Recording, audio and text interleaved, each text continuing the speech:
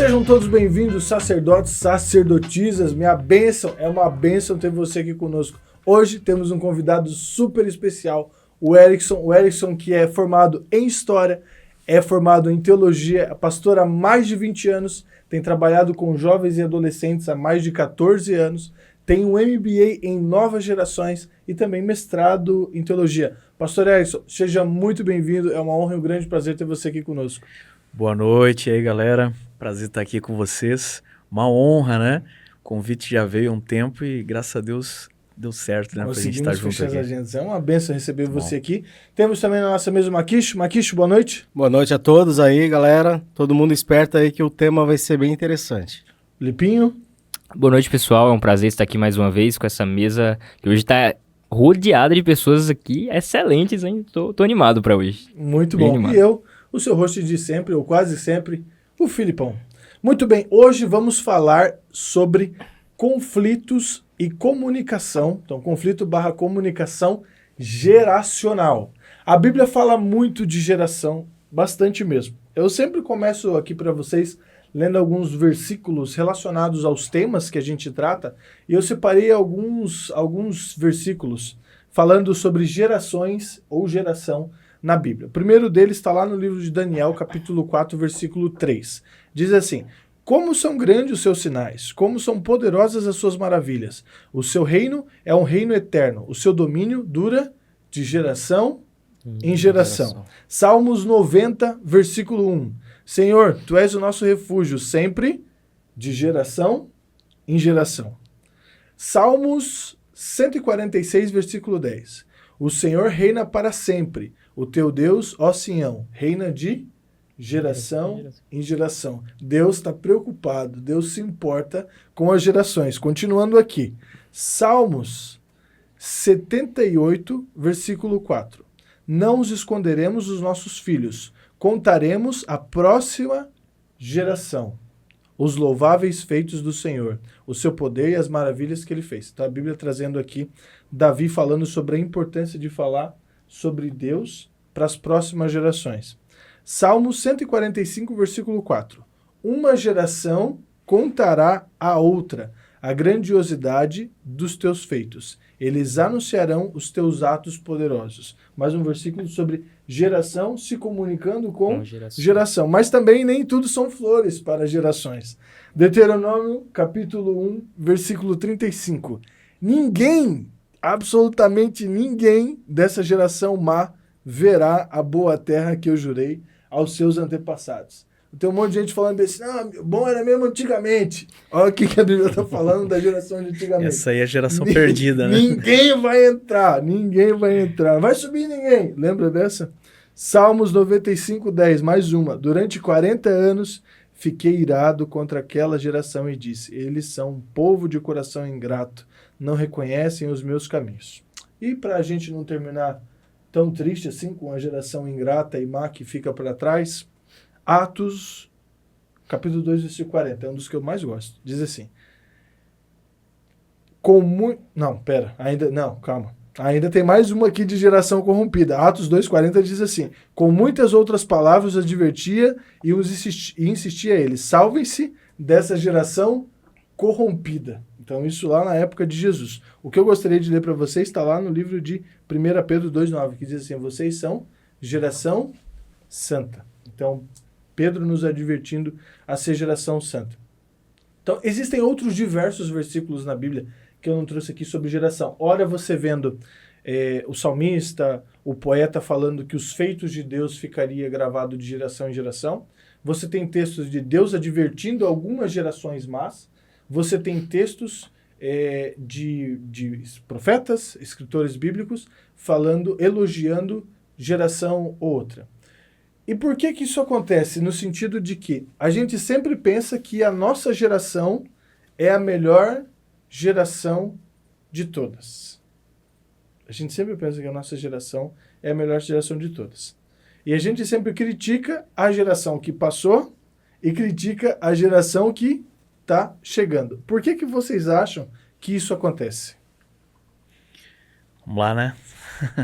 Interessante que nós sempre temos uma perspectiva saudosista, né? A gente sempre tem a Bairrista perspectiva demais, de né? que a nossa época, sim, ela valeu a pena, né? A nossa época foi a melhor. Mas essa questão do problema das gerações, ela sempre existiu desde que existiram gerações diferentes, né? Vamos dar um exemplo aqui. A gente tem ali, na Bíblia, você citou vários exemplos legais, né? Você tem vários exemplos de gerações que realmente, se você for tomar uma perspectiva de longo prazo, existe um declínio por parte de algumas gerações. Por exemplo, você pegar Gênesis, né? Você tem ali a geração antes do dilúvio, ou as gerações antes do dilúvio, que elas realmente vão decaindo. Mas no meio desse pessoal todo, você tem uma geração de pessoas que fizeram a diferença. Você tem os filhos de Sete, você tem os ancestrais de Noé. E é até legal a gente pensar em gerações na Bíblia, que enquanto você estava lendo os textos, eu estava pensando que essa é uma característica, por exemplo, do livro de Gênesis, que é o livro dos começos. Sim. O Gênesis é o livro, tanto que Moisés apresentou como é que o povo deles começou, como é que a nação deles começou, como é também o livro onde você lê a Bíblia e você reflete sobre as nossas origens. E em qualquer estudo geracional, você vai fazer uma reflexão histórica, vai voltar atrás. Quando Moisés escreveu o Gênesis, ele estava diante de uma geração que não conhecia mais a Deus, porque imagina o seguinte, provavelmente o Gênesis foi escrito naquele período que Moisés viveu no deserto de Midian. Então a tradição diz que por aquele momento ali ele escreveu o livro de Jó, que pode ter sido o primeiro livro da Bíblia, segundo a tradição judaica, autoria de Moisés. Embora, claro, na academia há um universo aí de gente que vai questionar isso aí, mas não interessa o nosso assunto aqui, né? Sim. E ele vai escrever o livro de Gênesis. E quando você vê o livro de Gênesis, ele tem um propósito. Se você situar ele na história, Moisés ele está para voltar e se apresentar ao povo de Israel como um libertador, mas ele é de uma geração mais antiga, ele já é um homem de 80 anos nesse período aí. Sim. Então ele já viveu 40 anos no palácio, depois 40 anos no deserto. Ok? Então ele já é um homem vivido. E ele vai voltar e vai falar com uma geração que todo mundo nasceu escravo. Ninguém conhece a sua origem ou se perdeu de vista a sua origem. Ele precisa criar uma identidade nesse povo. Então essa é uma primeira pegada para você entender a conversa com gerações. É que cada geração que vai amadurecendo e vai chegando a um estágio de vida adulta, ela busca desesperadoramente a sua identidade. Sim. E isso, em qualquer momento da história, todos os conflitos que você vai ter entre uma geração mais nova e a geração anterior dos seus pais, é porque essa geração mais nova, ela quer buscar a sua identidade. Ela quer dizer assim, escuta, eu não sou mais criança e eu também não sou o meu pai. Sim. Eu sou um indivíduo único e que agora tenho a minha história. Então essa busca por criar uma identidade, ela ocorre também a um nível nacional. No caso de Moisés e o povo de Israel, quando ele vai se apresentar para esse povo e dar as razões pelas quais ele quer tirar eles lá do Egito, ele vai dar razões que tem a ver com a origem deles. Então ele escreve o Gênesis. E o Gênesis é legal porque é o seguinte, em hebraico existe uma palavra que eles usam ali para gerações. Não sei, nem sempre tem essa tradução assim para o termo que a gente usa de gerações. Mas toda vez que você lê Gênesis e encontra inícios de história, tipo, estas são as gerações dos filhos de tarararará. Isso quer dizer que começou uma nova seção. E até um argumento que a gente usa na academia, para aqueles que questionam a autoria de Moisés, o pessoal diz, não, o Gênesis é um emaranhado, uma coleção de vários autores diferentes, né, judeus aí em várias épocas até o exílio, aí alguém foi costurando isso e pronto, saiu o Gênesis. Então é uma crítica que normalmente existe. E a gente vai dizer assim, não, existe uma evidência literária, existem várias, essa é uma delas, é uma marca do autor.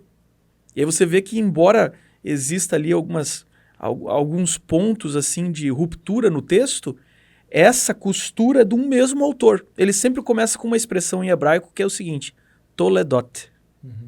Estas são as Toledotes. Então, estas são as Toledotes de Adão. Essas são as Toledotes dos filhos de Sete. E cada vez que ele coloca isso, essas são as Toledotes dos filhos de Noé. Então, esse Toledote é sempre o início de uma história, uma introdução de uma história. Essa introdução de uma história é uma nova geração, uma nova fase que ele vai contando. Então, ele conta as gerações dos patriarcas até o dilúvio. Depois, ele dá uma amarrada ali com a Torre de Babel. A gente lê isso aí na Bíblia, né? São 6 capítulos, assim, uns poucos versinhos. A gente acha que isso aí foi tudo rapidinho, né? Uma historinha atrás. Mas, cara, aí tem um universo... Alguns mil anos entre aí tem muito tempo, muita história. O autor bíblico, ele resumiu a coisa e colocou bem pontual, factual, né? É um resumão dele ali. Para quê? Para entrar em Abraão. Quando ele entra em Abraão, ele vai começar a criar a identidade nacional. Então, ele vai estabelecer o pacto. Aqui teve uma geração que fez um pacto com Deus. Até que daí depois, pastor, quando ele vai se comunicar, é o Deus de Abraão, o Deus de Isaac, o Deus de Jacó. Isso, porque veja que ele vai repetindo as gerações, que as gerações são importantes, entendeu? Ele não despreza cada uma dessa aí, Abraão, Isaac, Jacó, elas são gerações muito importantes. Então, essas 3 são gerações formativas do povo deles, até que chega nos 12 patriarcas, e aí você tem as tribais, as identidades tribais, a partir dos 12 patriarcas. Então, essas 4 gerações, elas formam identidade. E essa discussão toda de geração, que não é uma coisa que pertence só à Bíblia, pelo contrário, hoje existe uma infinidade de pessoas estudando isso, antropólogos, cientistas políticos, sociólogos. E, cara, quem mais está interessado nisso, sabe quem é? É a galera do comércio. Sim. É a galera da grana. Entendeu? Porque quem vive de algum tipo de comércio tem que saber vender o seu produto e ele tem que entender como é que essa geração pensa. Então, o exemplo que a gente construiu aqui de Moisés e de como ele construiu o livro de Gênesis era justamente para se comunicar com essas diversas gerações e dizer assim, olha, vocês não são uma coisa solta que de repente, apareceu aí. Não, vocês são parte de uma linhagem. Tem uma história. Vocês nem são mais Abraão, entendeu? Nem são mais aquela turma lá do passado, mas vocês, ao mesmo tempo, são eles, mas agora com algo único que é a vez de vocês na história. Então, na vez de vocês na história, tem alguma coisa especial para vocês. E o que é isso? Então, vamos lá numa montanha chamada Sinai, que nós vamos conversar e lá vai começar, e a partir daqui nós vamos criar uma identidade nacional, nós vamos ter uma lei, porque Deus mandou levar vocês para lá e vai dar uma lei lá, e aí começa. E aí você vai ter toda a história bíblica que vai girar em cima desse projeto teológico, esse projeto que Deus tem para com o povo de Israel, até a chegada do Messias, para desenvolver aqueles que testemunhariam, então, a respeito dessa lei, seriam guardiões dessa lei e iluminariam o mundo com esse conhecimento, como de fato o fizeram, apesar dos seus problemas, né? Ou talvez dos seus erros, de fato o fizeram, né? E aí cada geração tem o seu papel dentro dessa história toda, porque, por exemplo, assim, é muito fácil, quando a gente passa pela fase da adolescência, a gente acabar não se identificando como continuidade de alguma coisa. Isso é muito triste. Isso eu acho que é muito triste. Porque, assim, uma vez eu escutei eu li num livro, na verdade, que eu estava estudando, que, assim, toda empresa, instituição, tradição, ela está uma geração de deixar de existir. Se o próximo já não quiser mais fazer aquilo, acabou. E isso é bem... Assim, no mundo dos negócios fica muito claro. O pai tinha uma empresa, o vô tinha uma empresa, o pai pegou aquela empresa, conseguiu manter, chega no neto, a empresa... Destrói a empresa quebra e vai tudo. Por quê? Porque ele acabou não entendendo a história do avô, não entendendo a história do pai, e ele acabou se enxergando como algo desconexo daquilo. Isso é muito perigoso e triste ao mesmo tempo, porque eu vejo muita gente, por exemplo, quando chega no sucesso, falando assim, eu vim do nada. Isso é a maior mentira que existe, porque não tem como Ninguém vem do nada. Não tem como você abrir a torneira da sua casa hoje, escorrer água ali e você falar que veio do nada. Porque, assim, Há 70 anos atrás, tinha um monte de gente cavando buraco na rua para passar um cano de água. Então, assim, você vai estudar o saneamento básico da sua cidade, você vai estudar as estradas da sua cidade, você vai estudar a rede de energia da sua cidade, e daí você vai ver que você faz parte de um movimento gigantesco de gente que vem melhorando a cada geração, trabalhando pelo conforto da próxima, para poder te enxergar como parte. Eu acho que essa foi uma lição que para mim que foi muito válido para mim pessoalmente. Quando eu comecei a me enxergar como, opa, eu sou parte de um processo que teve um início e eu estou no meio desse negócio, ou seja, eu não sou encarregado de começar nada novo do zero disruptivo. Eu acho que isso tira uma pressão grande da juventude, porque muitos se enxergam dessa forma. Eu acho até por uma influência midiática de filme que você vê, tipo,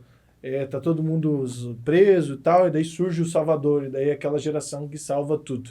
Então acho que isso tem muito na cabeça da gurizada, de, tipo, eu tenho que começar um negócio totalmente disruptivo do que foi a geração passada.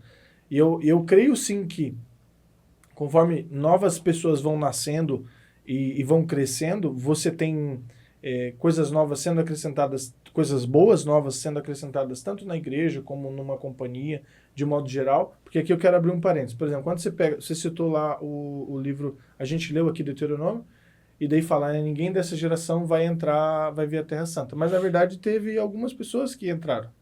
Caleb foi um deles. Ele participava daquela geração, mas ele decidiu não se comportar como aquela geração. Então, quando Moisés manda os espias, e daí você vai lá com 12 espias, Caleb volta falando, não, a terra que... O que não quer dizer que a geração que entrou era melhor do que a que ficou no deserto. Sim, quer ver? Com Já vou te provar isso aí. Que se tu ler a história, tu vai ver que a geração que entrou, aí a gente vai para o livro de Josué, Deus diz assim, agora é o seguinte, vocês entrem aí, eu vou adiante de vocês expulsem os povos que estão na terra aí, porque essa terra eu dei a vocês. Eles já tiveram 400 anos para se arrepender, então os caras já têm 4 séculos que eles estão aí tendo chance. Então agora deu. Agora Algumas gerações, né? Um juízo sobre eles. E aí eles entram e eles não cumprem o mandato, entendeu? Eles deixam a coisa em aberto e eles começam a se associar, inclusive até a explorar. Depois serão explorados, mas no início eles começam a explorar aqueles povos. Em vez de tirá-los dali, eles se acomodam. Então, eles não cumprem de toda essa tarefa. Então, você pensa o seguinte, a geração anterior morreu no deserto, mas aqueles caras, eles saíram lá do Egito, eles nasceram escravos. Sim. Essa nova geração nasceu no deserto, nasceu livre. A geração anterior nasceu escravo. Teve que ter um ato de muita fé para seguir, enfrentar o maior império da história naquele momento, e passar o Mar Vermelho com os caras correndo atrás e vendo o faraó vindo bufando atrás deles. Aqueles caras passaram por tudo isso. Então é muito fácil a gente criticá-los e elogiar a geração nova, mas a geração nova, quando passa o Jordão e quando chega a vez deles, eles não fazem tão melhor. Eles conquistam uma parte da terra, entendeu? E se acomodam por ali, e aí você vai ter o próximo período da Bíblia, que são os filhos deles, e aí você já vê o fracasso deles no criar os filhos deles, que a próxima geração, ou as próximas 4 ou 5 gerações, é o livro de Juízes, que é o período mais crítico da história do antigo Israel, entendeu? Eles não têm rei, não têm governante, eles frequentemente são dominados por outros povos. Então, essa questão de você ter um certo desprezo pela nova geração, ou ter um olhar pela antiga geração, pela antiga, ele é uma questão muito psicológica, né? Por quê? Porque, veja, eu tenho a tendência de olhar para os meus pais e pensar o seguinte, cara, será que eles nunca vão me dar a vez? Né? Será que eu vou ficar sempre ensaiando? Estou falando meus pais no sentido da geração anterior. Sim. Esse pessoal não vai largar o osso?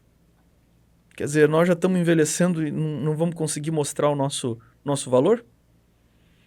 E a turma mais velha, por tendência, olha para a turma mais nova e diz assim, pô, sofremos muito para construir isso aqui. Essa gurizada, se botar na mão essa gurizada vai vir aí assim, eles não tiveram paciência de aprender ainda. A gurizada vai pegar e vai chutar o balde aí, cara. Pô, foi muito sofrimento para nós largar de graça assim. Sim. Você entendeu? Então, por exemplo, eu trabalho com igreja, eu vejo muito isso, né? A geração anterior, ela construiu a igreja. Nós vamos falar isso daqui a pouquinho, talvez um pouco mais... ela construiu a igreja. Então, quando você vê o pessoal, às vezes, relutando, tendo um certo temor de entregar o leme, é porque o sofrimento foi muito grande para construir. Muito grande.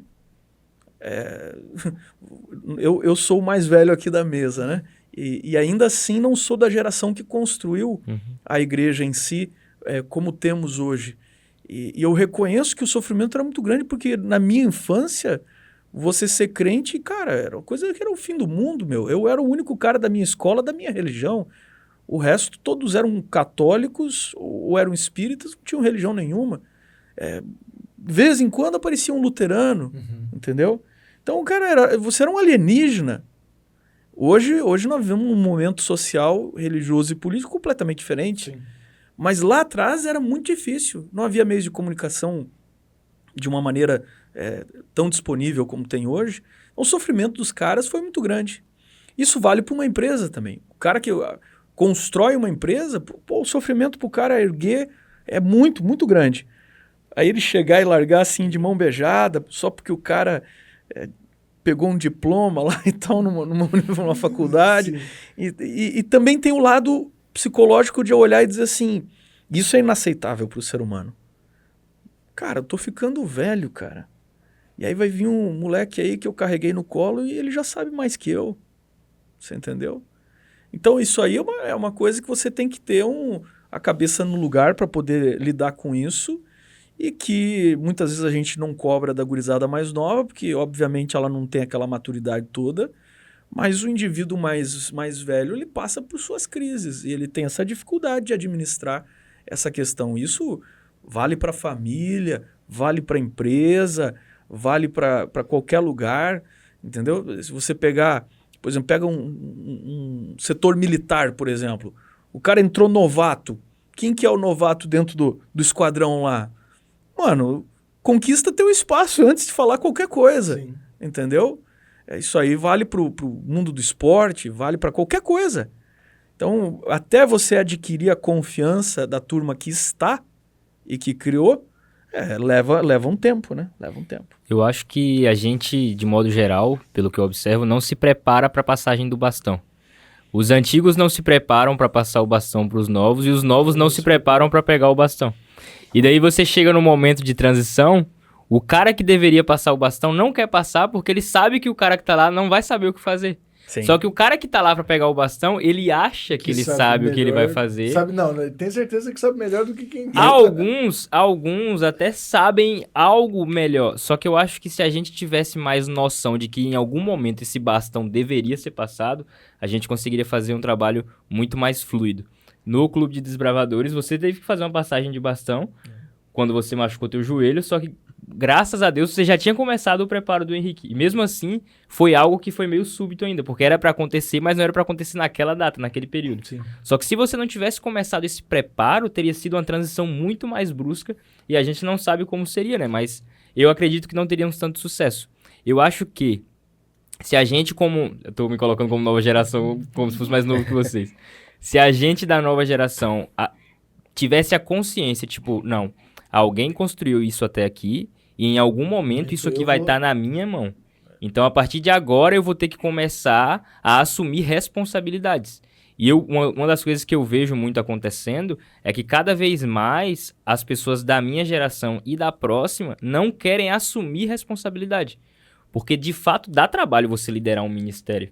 Dá trabalho tu juntar 10 crianças numa sala e falar, não, todo mundo aqui vai aprender a tocar um instrumento agora, porque os nossos músicos estão ficando velhos e, querendo ou não, eles não têm mais tanta disposição. Sim. E uma hora ou outra, a possibilidade dele passar tá aumentando. Sim. Então, vocês precisam aprender, porque a gente tem um piano lá na igreja, a gente tem um violão, e esses instrumentos precisam continuar sendo tocados nas próximas gerações. Só que eu acho que, de modo geral, a gente não se prepara para esse tipo de coisa. A gente não vê mais acontecendo as passagens de ministério como aconteciam antigamente. Não, eu vou falar agora para vocês uma realidade que é a seguinte, ó. Na real, cada geração tem algumas características, né? E nós temos hoje várias gerações, nós temos aí umas 4 ou 5 convivendo, e uma delas não quer, por natureza, sua natureza é não passar o bastão, e tem uma outra que nem quer receber. Nem quer receber. Quer passar longe. Tem tudo pra dar errado, né? Os caras não querem nem Tudo receber, certo meu pra amigo. dar Essa errado. história de passar o bastão, não pode continuar com o bastão, não, nem querer. Você bem entendeu? isso mesmo. Então, minha proposta seria, de repente, a gente entrar agora na diferenciação dessas gerações, e aí vai dar pra gente visualizar como é que a gente se comunica com cada uma. Por quê? Porque como cada pessoa compreende, assim ela crê. Isso é uma coisa que vale pra vida de vocês, ó. Como uma pessoa compreende, assim ela molda a sua crença. E cada forma de compreender exige formas de você conversar. Existem formas de você abordar a pessoa, né? Então, a primeira coisa, no estudo das gerações, o pessoal que trabalha especificamente pesquisando essa área, eles tentam criar demarcações onde começa e onde termina as gerações que, nesse momento, estão vivendo. A temática, por exemplo, adolescente, jovem, ela é muito recente na história. A sociologia em si, essas ciências mais humanas, né? Sociologia, história, isso tudo é coisa do século XIX para cá, então são coisas muito novas.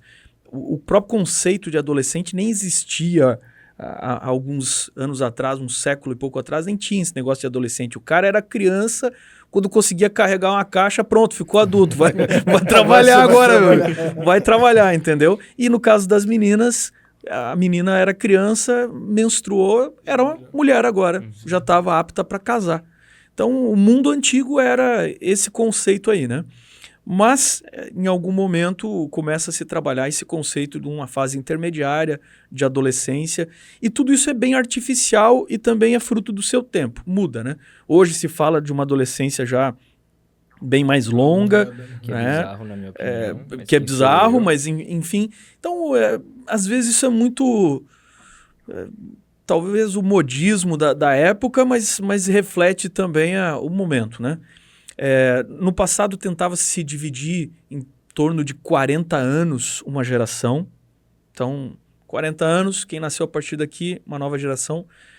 Mas também não é uma ferramenta que dá bem certo para tudo. Por quê? Porque a gente vai perceber agora, ao destrinchar as gerações que existem, que essa média de diferença de idade entre as gerações ela vai diminuindo. Cada vez a gente está vendo uma geração virar ou entrar uma nova mais rápido.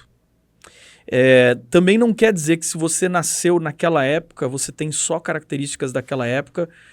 Muitas vezes você vai ter características de outras épocas, porque você avança junto, simultaneamente com outras gerações que vêm depois de você, ou até você absorve dos seus pais, então você acaba tendo influências.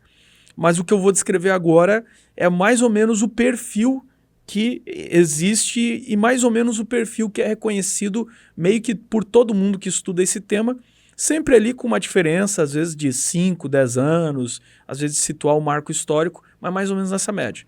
Então, a primeira geração que nós temos hoje ainda viva conosco, e eles já estão desaparecendo, porque já está chegando o finalzinho deles, é a geração chamada geração de ferro, que é a geração da rainha Elizabeth, que há pouco tempo aí morreu, a geração que a gente chama no estudo aí de os veteranos, geração veterana.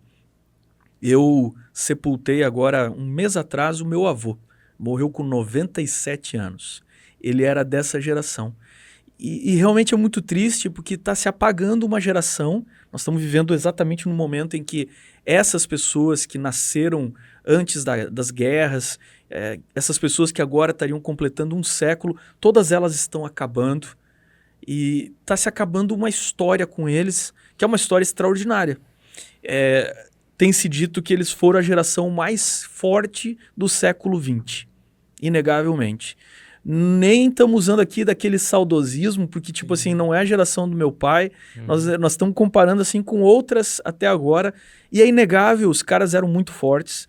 Então, tipo, pandemia para eles passaram por gripe espanhola, por outras pandemias, numa época que eles nem sabiam o que era pandemia. Os caras só morriam e quem ficou, ficou. Quem ficou continua trabalhando. Continua trabalhando, entendeu? Então, os caras não se davam nem o trabalho de questionar Esses caras passaram por grandes revoluções em vários lugares do mundo. O Brasil também foi uma época de revoluções, anos 30 e tudo mais. Eles são a geração que passou por 2 guerras. Então, eles são realmente resilientes, sobreviventes. E essa turma, ela formou algumas características. É um mundo que desapareceu. É um mundo que desapareceu e que eu, por exemplo, tive a alegria de conviver com o meu avô. Com as avós, convivi com as 2. Meu avô paterno já morreu quando eu ainda era bebê, então não tenho lembranças dele. Mas a vivência com estes avós foi muito interessante, porque é um mundo que não existe. É um mundo que desapareceu. É um mundo que as pessoas ouviam rádio. Nossa, voltando aqui no podcast, voltando pro rádio, né? É um mundo, por exemplo, eu lembro da minha falecida avó. Um dia eu passei por ela e perguntei assim, vó, eu nasci depois que o homem chegou na Lua. A senhora lembra quando narraram a chegada do homem na Lua? Ela olhou para mim assim, quê? Aí ela disse assim, não, quando o homem chegou na Lua, ela... capaz que vai ter chegado na Lua. Foi novidade ali pra cara, ela. Porque Ela descobrindo quem morava na roça, cara, a vida era acesso, né? a vida era muito simples, entendeu? A vida era muito simples. A vida se resumia entre você acordar cedo, cumprir a sua tarefa. Então, essa é uma característica. Era uma geração que ela entendia que ela tinha um papel a ser cumprido. Né? Ela tinha um papel a ser cumprido. Qual é o meu papel? Meu papel como mulher é criar os meus filhos, minha família, educar e manter todo mundo na linha. Pastor, fica à vontade nos biscoitinhos. Obrigado. Meu papel como marido, como homem da casa, meu papel é prover todo o sustento necessário para que minha família sobreviva. Então eles entendiam que eles tinham um papel. Papéis muito bem definidos. Muito né? bem definidos. Marido, mulher. Essas coisas não eram nem questionáveis e era uma geração de estabilidade, então as coisas não mudavam. Ou seja, o casamento era para a vida inteira. Sim. Você entendeu? Eu tive a Tá honra... bravo comigo, vai dormir e amanhã a gente... amanhã tem de novo. Cara, eu fiz casamento de bodas de diamante dos meus avós. Então o casamento durava até que a morte separasse. Literalmente. Você entendeu? E depois que separava... Tinha, inclusive, dificuldade de encontrar outra pessoa, porque era um amor muito poderoso, muito grande, muito grande. E, enfim.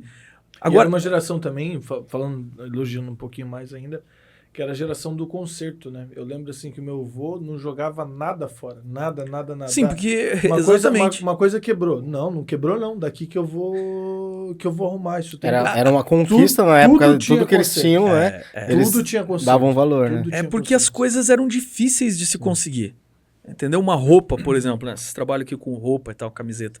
Cara, uma roupa, ela era feita para durar porque o feitio era muito caro, a produção era muito cara, você conseguir era muito difícil. Então ainda havia muito a pegada do artesanal, né? Havia muito o valor do trabalho. Essa geração ela tem uma característica que é essa estabilidade que eu falei. Então, por exemplo, meu avô trabalhou a vida inteira no mesmo lugar. Você entendeu? Sim. Isso é uma coisa absurda. Por isso que eu digo que é um mundo que desapareceu. É um mundo que sumiu, desapareceu. Hoje é praticamente impossível você imaginar que uma pessoa vai trabalhar no mesmo lugar a vida inteira.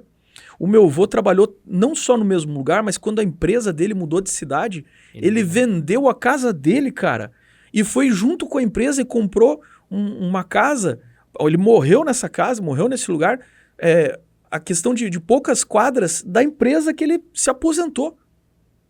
Então você percebe, era um senso de estabilidade, você tinha que ter uma profissão, certo? Sim. Se você tivesse uma profissão, então você tinha que pensar num lugar para morar. E se você tivesse um lugar para morar, você poderia adquirir uma família e então esse casamento era para a vida inteira. E essa era a vida, certo? Como você falou, papéis bem definidos, uma vida estável. E quais foram as virtudes? As virtudes é que é uma geração com muita segurança, uma geração extremamente saudável. Cara, meu avô foi há 97 anos, estão dizendo que a média do ser humano aí era pior antigamente e tal. Ele foi há 97 anos, ele tinha um irmão dele, foi há mais de 100 anos. Então, as pessoas tinham uma vida muito mais simples. Dormiam na hora certa? Dormiam na hora certa. O esporte do voo era cortar lenha. Você entendeu? Então é um outro tipo de pessoa. É um outro tipo de pessoa. Agora, qual era o problema dessa geração? Pasme, cara, na época deles também houveram conflitos, né? Por exemplo, se os anteriores a eles, que nós não conhecemos, eu até conheci minha bisavó, mas os anteriores a eles diziam que eles não teriam capacidade de cuidar dos filhos. Por quê? Porque eles criaram as guerras. Eles lutaram as guerras. A geração deles foi a geração que lutou as grandes guerras mundiais. Então os caras quase destruíram o mundo. Aí o pessoal mais antigo dizia assim, cara, esse pessoal aqui, olha aí, ó, largamos na mão deles, quase acabaram com o mundo. E pasme, nós estamos falando da melhor geração que viveu no século passado. Mas eles também não ficaram isentos de críticas na própria época deles. Sim. É que a turma esqueceu essas críticas, porque os anos passaram e aí veio outras gerações cometendo seus erros, mas a turma esqueceu os problemas deles. Se você analisar em termos assim por exemplo, na minha área, que é a igreja, essa foi uma geração praticamente inativa. Ela tinha uma grande virtude na igreja. O cara se convertia cristão, adventista, sei lá. Ele morreu. Mano, a vida inteira, o cara não sai da igreja. Tem essa, eu tô fraco na fé e tal. Eles não tinham essa história de fraco na fé. Era constância. O cara sair da igreja ficou louco. Entendeu? Porém, eles foram extremamente pouco criativos. É um período de estagnação, por exemplo, na igreja no Brasil, de estagnação e praticamente nenhum crescimento. E a criatividade não fazia parte do dia a dia? Não fazia. Era você tem essa lista de tarefas a ser cumprida. Exatamente. E você cumpre aquelas tarefas. Como a vida era essa questão assim de rotina, sem muita mudança, Tudo então era uma geração estagnada. Era uma geração estagnada, certo? Não tinha grandes ambições também. Como eu disse, a ambição desses caras era a família ser mantida e pronto, eu cumpri meu papel. O ápice era a casa própria e o carro próprio. Né? Exato. Então eu cumpri o papel, certo? Aí veio as guerras. E as guerras, cara, mudaram tudo, porque depois da Segunda Guerra Mundial, o mundo inteiro foi alterado. E a gente costuma dizer que as guerras mundiais elas foram o fim da modernidade. Então, quando é que começa a modernidade? A modernidade ela vai começar com o iluminismo, ali, com o pessoal do século passado, anterior. Especialmente o século XIX vai ser a era da modernidade, porque aí começa a ciência, começa a pegada toda a se desenvolver. E essa modernidade ela avança numa expectativa crescente de que o homem agora, pelo racionalismo, o homem vai dar certo, a humanidade vai dar certo, e é um futuro assim apoteótico para a humanidade. Só que aí vem as guerras e existe uma decepção completa com tudo isso. Há uma decepção com a ciência, porque a ciência cria máquinas que quase matam todo mundo. Há uma decepção com a religião, porque a religião se mostra omissa no meio das guerras. Há uma decepção especialmente com a política daquele momento. Então existe uma decepção com tudo isso. Essa decepção com tudo isso a gente chama de pós-modernismo. Aquilo que vem depois da modernidade, porque a modernidade morre na Segunda Guerra Mundial. E o que vai vir a partir daqui é uma forma de questionamento e dizer assim, olha, vamos rever porque todo esse idealismo que nós tínhamos foi por água abaixo. E as guerras terminam saindo para a Guerra Fria, que quem viveu isso, eu cresci no final desse período, quem viveu a Guerra Fria até ali o final dos anos 80, era um clima de tensão, de medo. Cara, tu pode pegar, por exemplo, as capas de livros da nossa igreja, folhetos da nossa igreja, crise final, aí tinha umas bombas atômicas, assim, pá, tal, não sei o quê. Cara, porque aquilo lá era a mentalidade, era o clima naquela época. Os filmes daquela época, né? The Day After, aí o mundo explodia com um monte de bombas atômicas e tal, né? Exterminador do futuro, e aí vinha, explodia tudo e tal. Então era um negócio assim, a qualquer momento isso aqui vai dar ruim, entendeu? Essa geração que vai crescer depois da guerra, a gente chama eles de baby boomers. Por quê? Porque, cara, quando tem guerra e morre todo mundo, assim, parece que o ser humano tem um negócio que, né? Opa, vamos repovoar a Terra, né? Vamos repovoar a Terra. Cara, daí deu uma explosão de nascimentos, daí que vem Baby Boomer, porque houve uma explosão de bebês. E aí, cara, começou essa geração que são dos meus pais. E esse pessoal, quando chegar na maturidade, esses caras vão se tornar os hippies. O que é uma coisa deprimente você pensar que os hippies agora têm 70 anos, né, cara? Exatamente isso. É uma coisa muito triste, mas esses caras vão ser os caras da contracultura. Esses caras vão ser a turma, no Brasil aqui, da Jovem Guarda, que é uma versão, né, sei lá... Da Shopee. Limpinha do movimento hippie e tal, que teve aí em outros lugares, na Europa, nos Estados Unidos principalmente. É claro que o Brasil também tinha um momento político bem diferente e tal, mas enfim, essa contracultura ela vai estar presente e esse pessoal vai se firmar agora na sociedade e eles vão se tornar os novos empresários, os caras que vão construir empresas, esses caras vão se tornar aqueles caras que constroem uma sociedade pós-moderna em seus países. No universo da igreja, extraordinariamente, esses caras eles vão se tornar os construtores, por exemplo, na Igreja Adventista do Brasil. Esse é o grande período de expansão da igreja. E essa turma que tem aí 70 anos agora, esses caras construíram as igrejas. Por quê? Porque eles tinham um espírito muito aguerrido, muito determinado. Uma coisa eles herdaram da turma anterior, eles eram, em especial, dedicados ao trabalho. Então o cara era definido pelo trabalho. Você perguntar para a geração da minha mãe, do meu pai, quem é o fulano? Aí o cara vai dizer assim, o fulano é o sapateiro. Uhum. E aquele ali quem é? Aquele ali é o farmacêutico. E quem é aquela lá?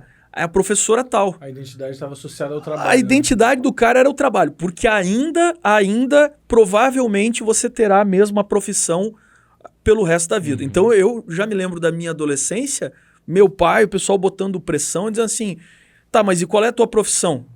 Não é onde você vai trabalhar. É a profissão. Você tem que ter uma profissão, essa é a tua formação. Havia, especialmente no nosso contexto brasileiro, uma ênfase no ensino técnico. Uhum. Essa turma, poucos deles tiveram oportunidade de ir para a faculdade. Faculdade era uma coisa rara, era inacessível para a maioria deles. Então uma pequena elite ia para a faculdade e, cara, o cara se fazia no braço. Sim. O cara começava numa empresa e é o que eu te falei assim, de abrir o espaço dele. Até que ele abria espaço dele, conquistava e o sonho do cara era ser um gerente e tal. Diferente da geração dos pais deles, dos meus avós, esses caras eles já eram ambiciosos. Pô, eu não vou me contentar em ficar aqui trabalhando a vida inteira. Não, eu quero chegar a crescer, ser gerente. Então tem muito dessa do sonho americano nos Estados Unidos. No Brasil existe também uma corrida. E é uma geração que também não sabe se aposentar. Você olha essa turma aí, ó. Cara, eles empurraram agora umas leis para nós, né? Pô, o cara não se aposenta mais, porque, né? Nós também não vamos viver tanto assim. E eles acham que o cara se aposentar com 60 anos, 60 e poucos anos é um absurdo completo. Por quê? Porque eles são a geração definida pelo trabalho. Se você parar de trabalhar, você não serve para mais nada. Você entendeu? Inclusive, pessoas dessa geração que deixaram de trabalhar para se aposentar entram, às vezes, em crise de depressão completa. O cara entra em depressão e tem mais. Esses caras arrumam emprego. Esses dias eu peguei um Uber aí, um senhorzinho me pegou lá no aeroporto, aí fui batendo papo com o cara, aí ele disse, não, eu já tô aposentado, tô fazendo isso aqui porque eu tenho um filho assim e tal, ajudar meu filho. Entendeu? Eu já tô fazendo minha vida, Então, cara, seu é uma geração anos 40. Exatamente, cara. Então é uma geração definida pelo trabalho. E vive em casa ainda. Sim, né? sim. Mora com os pais. Agora, não pense que o trabalho era uma coisa ruim para esses caras. Pelo contrário, era o orgulho da vida deles. O trabalho era o valor deles, era o definidor da vida deles. Entendeu? Qualquer coisa que ameaçasse o trabalho deles, ameaçava eles. A própria existência deles, né? A existência deles. Essa aí é a geração que não quer passar o bastão. Por quê? Porque, cara, se passou o bastão é porque você não presta mais. Que você vai fazer morreu. Agora, né? Vai fazer o quê com esse cara? Morreu. Né? A minha mãe, que já é uma senhorinha, 70 e poucos anos, tempos atrás, deu uma crise de choro nela. Aí eu fui conversar, mas por quê? Fui tentar erguer um botijão de gás, não consegui tirar o botijão de gás. Uma senhorinha com 70 anos querendo puxar um botijão de gás. Ela e todos os adolescentes do mundo. Né? Essa geração é a verdadeira geração que precisaria aprender a ser coach, né? Porque se tem uma geração hoje que quer ser coach, nunca tendo sem experiência alguma. Sem experiência nada, né? E para esses caras que até o que Cara, mas tu quer saber como é que era o coach dessa geração? Eu vou te dizer, ó, porque aí que tá o bacana do papo aqui, ó. Se você quer falar para esses caras, você tem que entender como é que eles pensavam. Eu comecei a trabalhar com 12 anos com meu pai numa oficina de radiador de carro. Aí meu pai fazia soldas dos radiadores, né? Aquele tempo, radiador de caminhão, bruto, assim. Encaixava a peça, soldava com estanho. Aquilo ali era a mistura de muito fogo, muita fumaça, olho ardendo. Trabalho pesado e delicado né? E tenso ali. E aí um dia eu falei assim, me ensina a soldar? Cara, ele olhou pra mim e falou assim, ó, não tá vendo? Sim. Então não tem essa assim, ó, curso de como... Não. 5 passos pra você aprender a soldar. Um vídeo aqui, galera, pra você aprender a fazer... Cara, são 2 passos. Olha aí e aprende. É olha aí e aprende, entendeu? Era pouca conversa, cara, e você tinha que mostrar o seu valor, conquistar seu espaço e nada era muito de graça. Porque eles são baby boomers. Eles são os caras que reconstruíram o mundo depois da guerra. Isso exigiu muito trabalho. Essa reconstrução demandou muito trabalho. E os caras fizeram bonito, entendeu? Mas eles não largam o osso, por algumas razões. Primeiro, porque eles sofreram muito para construir. Segundo, porque o trabalho é um valor para eles. Então, você pega na igreja, por exemplo. Cara, um baby boomer que é ancião de igreja, o dia que tu não eleger mais ele acha que todo mundo tá contra ele. Sim. Verdade. E ele acha isso genuinamente, né? Nossa, cara, os caras, me desprezaram tantos anos aqui. Estão jogando por terra no Você entendeu? todo. Isso. Mas não é que ele é orgulhoso, arrogante. Cara, ele é um fruto da época dele. Ele é um fruto da época dele. Você tem que entender isso aí. Né? E esses daí é interessante, né? É uma geração que eram os hippies quando mais novos. Era a jovem guarda quando mais novos. Mas você vê que as pessoas, ao longo do tempo, elas vão mudando. Né? A nossa ideia aqui é de apaciguador. É tentar fazer com que as novas gerações enxerguem as gerações mais antigas com respeito. Porque a partir do momento que você olha e fala, poxa vida, mas eles construíram tanta coisa, você desenvolve um senso de apreciação por isso. Então, eu acho que a conversa já vai, quando a conversa parte desse sentido, né, de uma geração mais nova para mais velha, ela deve partir com esse respeito, do sentido de, não, ele está aqui antes e ele trabalhou bastante nessa linha de raciocínio. E também para que a geração mais velha entenda que a mesma coisa que eles passaram com os pais deles, no sentido de vocês não vão dar em nada, vocês nunca vão ser responsáveis, essa geração hoje mais nova passa com a gente, passa com eles também nessa linha de raciocínio. Então, o que eu acho que é importante, assim, para a gente entender de modo geral, é que para a igreja, quando você pega, por exemplo, ali o Salmo, os versículos que a gente leu no início, né? Que os bons feitos de Deus ficou registrado de geração em geração. Então, assim, para Deus, nenhuma geração é desprezível. Exato. Nenhuma geração pode se perder. Então, a gente não pode se dar o luxo de enxotar essa geração que não quer largar o bastão. Larga o bastão porque você já está muito velho, você já não tem mais como contribuir, e tem bastante. E nem abandonar a geração nova, que assim, vocês só querem saber de TikTok, só quer saber de celular, não faz nada direito, não quer assumir responsabilidade, então daqui que eu vou fazer. Porque já não pode se dar o luxo. Se a gente perde a geração antiga, a gente perde a nossa história e perde a nossa identidade, que daí volta para aquela questão lá do Gênesis, que o pastor começou falando. Por que Moisés vai falar desde Abraão? Para mostrar, vocês não são escravos, vocês são um povo eleito por Deus para ser uma bênção para todo mundo. Então, quando você olha para a geração passada, você revive essa história sua. Agora, se você perde a geração futura, aí, meu amigo, o projeto foi por água abaixo. Eu não estou falando que perder a geração futura é mais importante do que desprezar a geração passada. As duas coisas são importantes de ser mantidas. Mas aí o intuito da conversa é exatamente esse. Pastor, como é que a gente pode aprender a se comunicar com as gerações? Tanto com uma geração acima de mim, como com uma geração abaixo de mim, para que eu consiga, primeiro, ao tentar conversar com uma geração mais nova, ensinar alguma coisa e aprender, né, se aproximar com humildade deles, porque eu acredito que todo mundo tem para aprender, alguma coisa para aprender, e todo mundo tem alguma coisa para ensinar, independente da idade. Então, como é que eu consigo conversar com essa geração mais nova e como é que eu consigo conversar com a geração mais velha com o intuito de conseguir passar para eles confiança o suficiente de que eu consigo fazer aquilo que eu estou me propondo? Em primeiro lugar, você tem que reconhecer os limites de cada geração, entendeu? E não criar utopias. Tipo assim, os jovens vão salvar o mundo. Cara, me perdoe, mas isso é uma grande bobagem, cara. Jovens que eu vejo não vão. Isso é uma bobagem, cara. Isso é Não uma vão. bobagem, entendeu? Isso é uma bobagem, um populismo utópico. Isso é golpe de populismo, entendeu? Sim. Isso aí não é assim que funciona a coisa.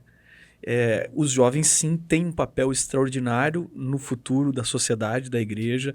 Eles vão desempenhar. Mas eu nem sei se os caras estão a fim de salvar alguma coisa. Você entendeu? Os que eu conheço não estão. Então, essa questão da comunicação, ela começa por cada geração tentar se colocar nos sapatos da outra. E se colocar nos sapatos da outra é você entender o momento histórico. Então, para entender os meus pais, eu tive que fazer um exercício histórico e até psicológico de entender como é que eles foram criados. Em que mundo eles nasceram. Entendeu? Então, o Baby Boomer, que eram no caso os meus pais, eles foram criados com extrema dureza por uma geração que sobreviveu às guerras, sobreviveu às doenças, às pandemias, à falta de saúde pública. Eles são a geração de ferro, cara. E os caras criaram os filhos a ferro, entendeu? O Baby Boomer, ele era também muito duro. Ele veio dessa pegada aí, entendeu? Ele era uma geração muito dura. A minha geração, que cresceu num mundo que começou a ter um acesso muito maior à comunicação e a visualizar, foi uma geração questionadora. Então, interessante, o Baby Boomer, ele teve um momento assim de ruptura com os pais deles, que foi aqueles anos 60, quando você tem aquela explosão de misticismo, drogas, tal, aquela bagunça toda. Aquela bagunça toda ali. O que é aquilo ali?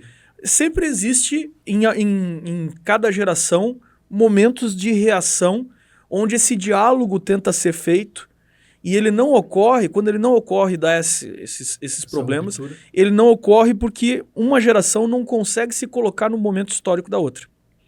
O mundo dos baby boomers mudou muito de repente, entendeu?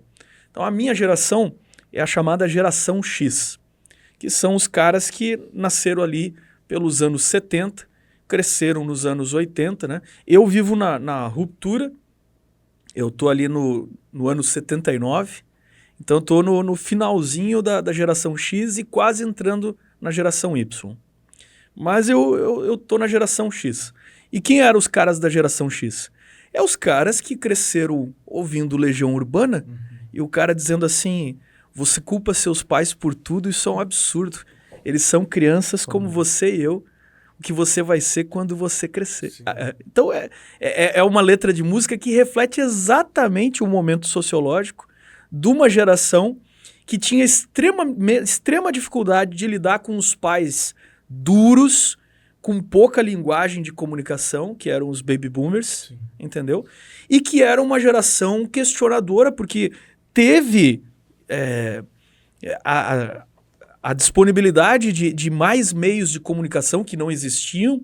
A televisão agora é uma coisa comum, já tem multiplicidade de canais, não é mais só rádio, você tem uma pancada de literatura, as coisas estão um pouco mais acessíveis, né? Essa aí é a geração ainda da Barça, de ir para a biblioteca e pesquisar, é a geração da enciclopédia. A minha geração é a geração que vai para a livraria, que vai para a biblioteca pública, cara. Vai fazer trabalho, vai fazer pesquisa. Tá lá à tarde, lá você estudando. vai para a biblioteca, entendeu? Então é uma geração que começou a ler, cara, que começou a expandir. Estou falando agora um pouco mais num contexto de Brasil, e você começa a ter mais informação.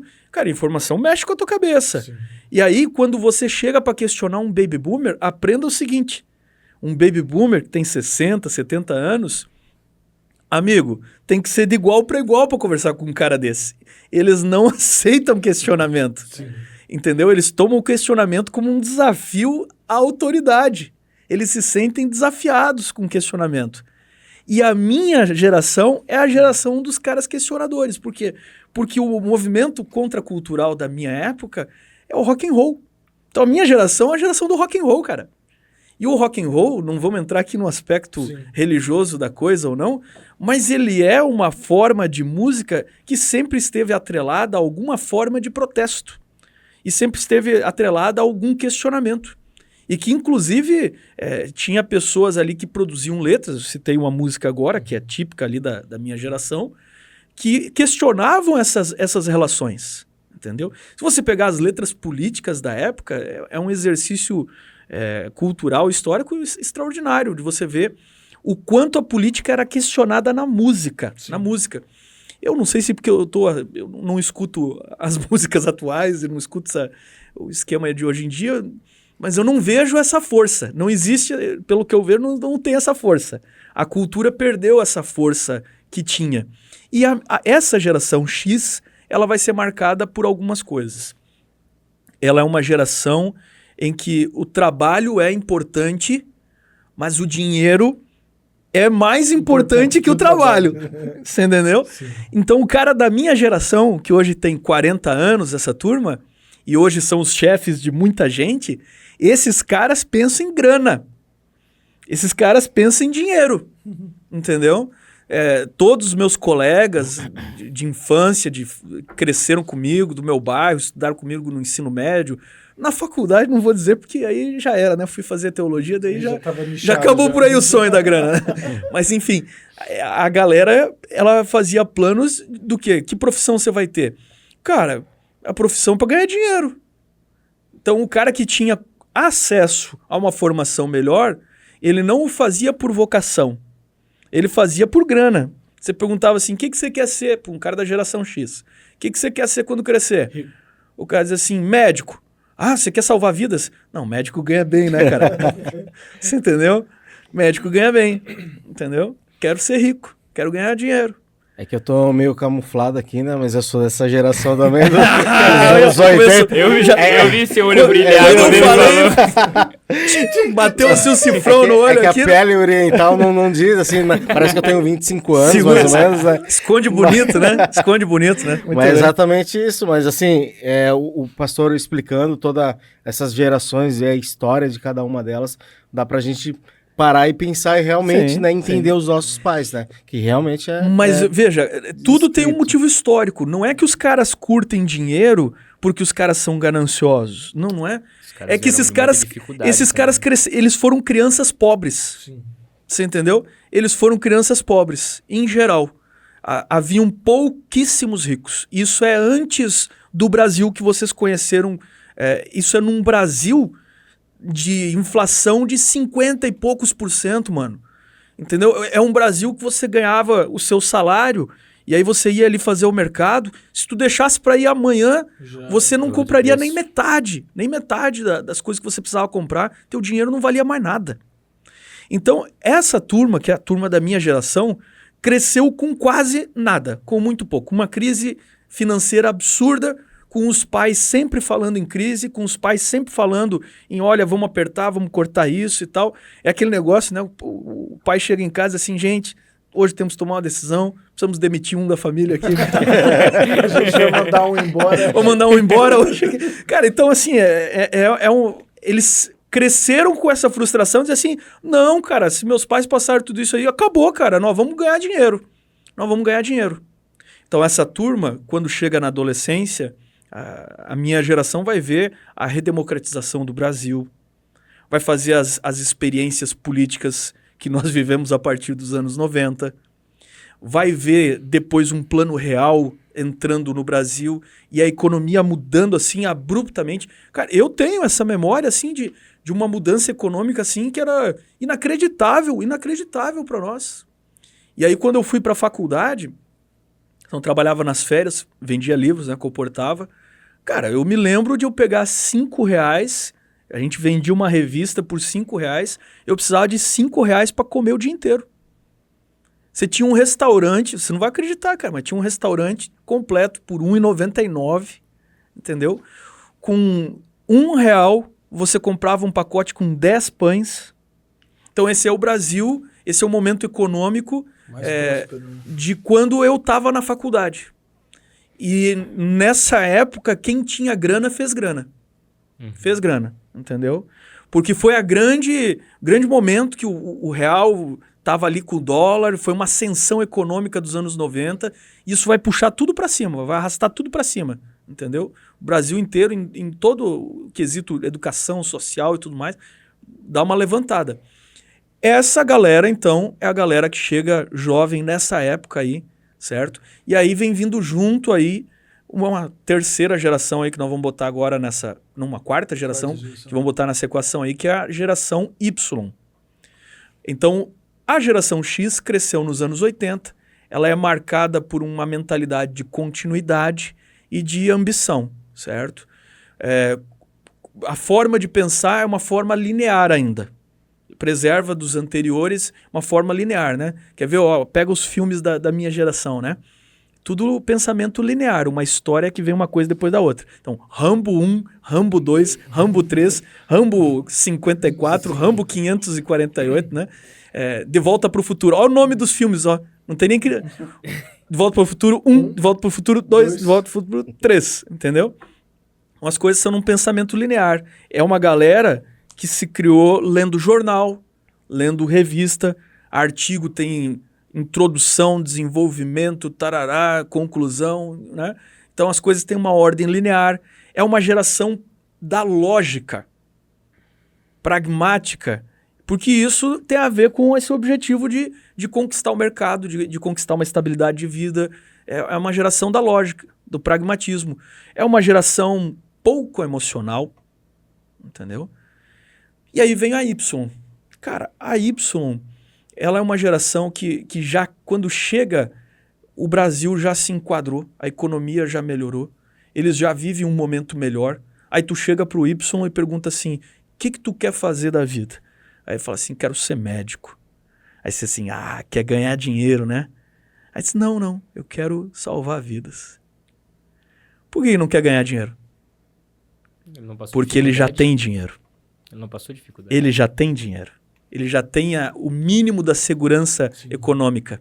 Ele já tem o mínimo. A geração anterior, a minha, não tinha garantia de nada. Então o esquema, cara, eu preciso de dinheiro porque depois posso fazer o que eu quiser. Se eu ganhar dinheiro, depois eu faço o que eu quiser. Me dou o luxo de fazer qualquer outra profissão. Tendo dinheiro, posso trabalhar e fazer o que eu quiser. Nem que não ganhe dinheiro. Mas se eu tiver, pronto, vivo daquilo ali. Agora, a geração Y, ela já tem a grana, ela não tem esse desespero.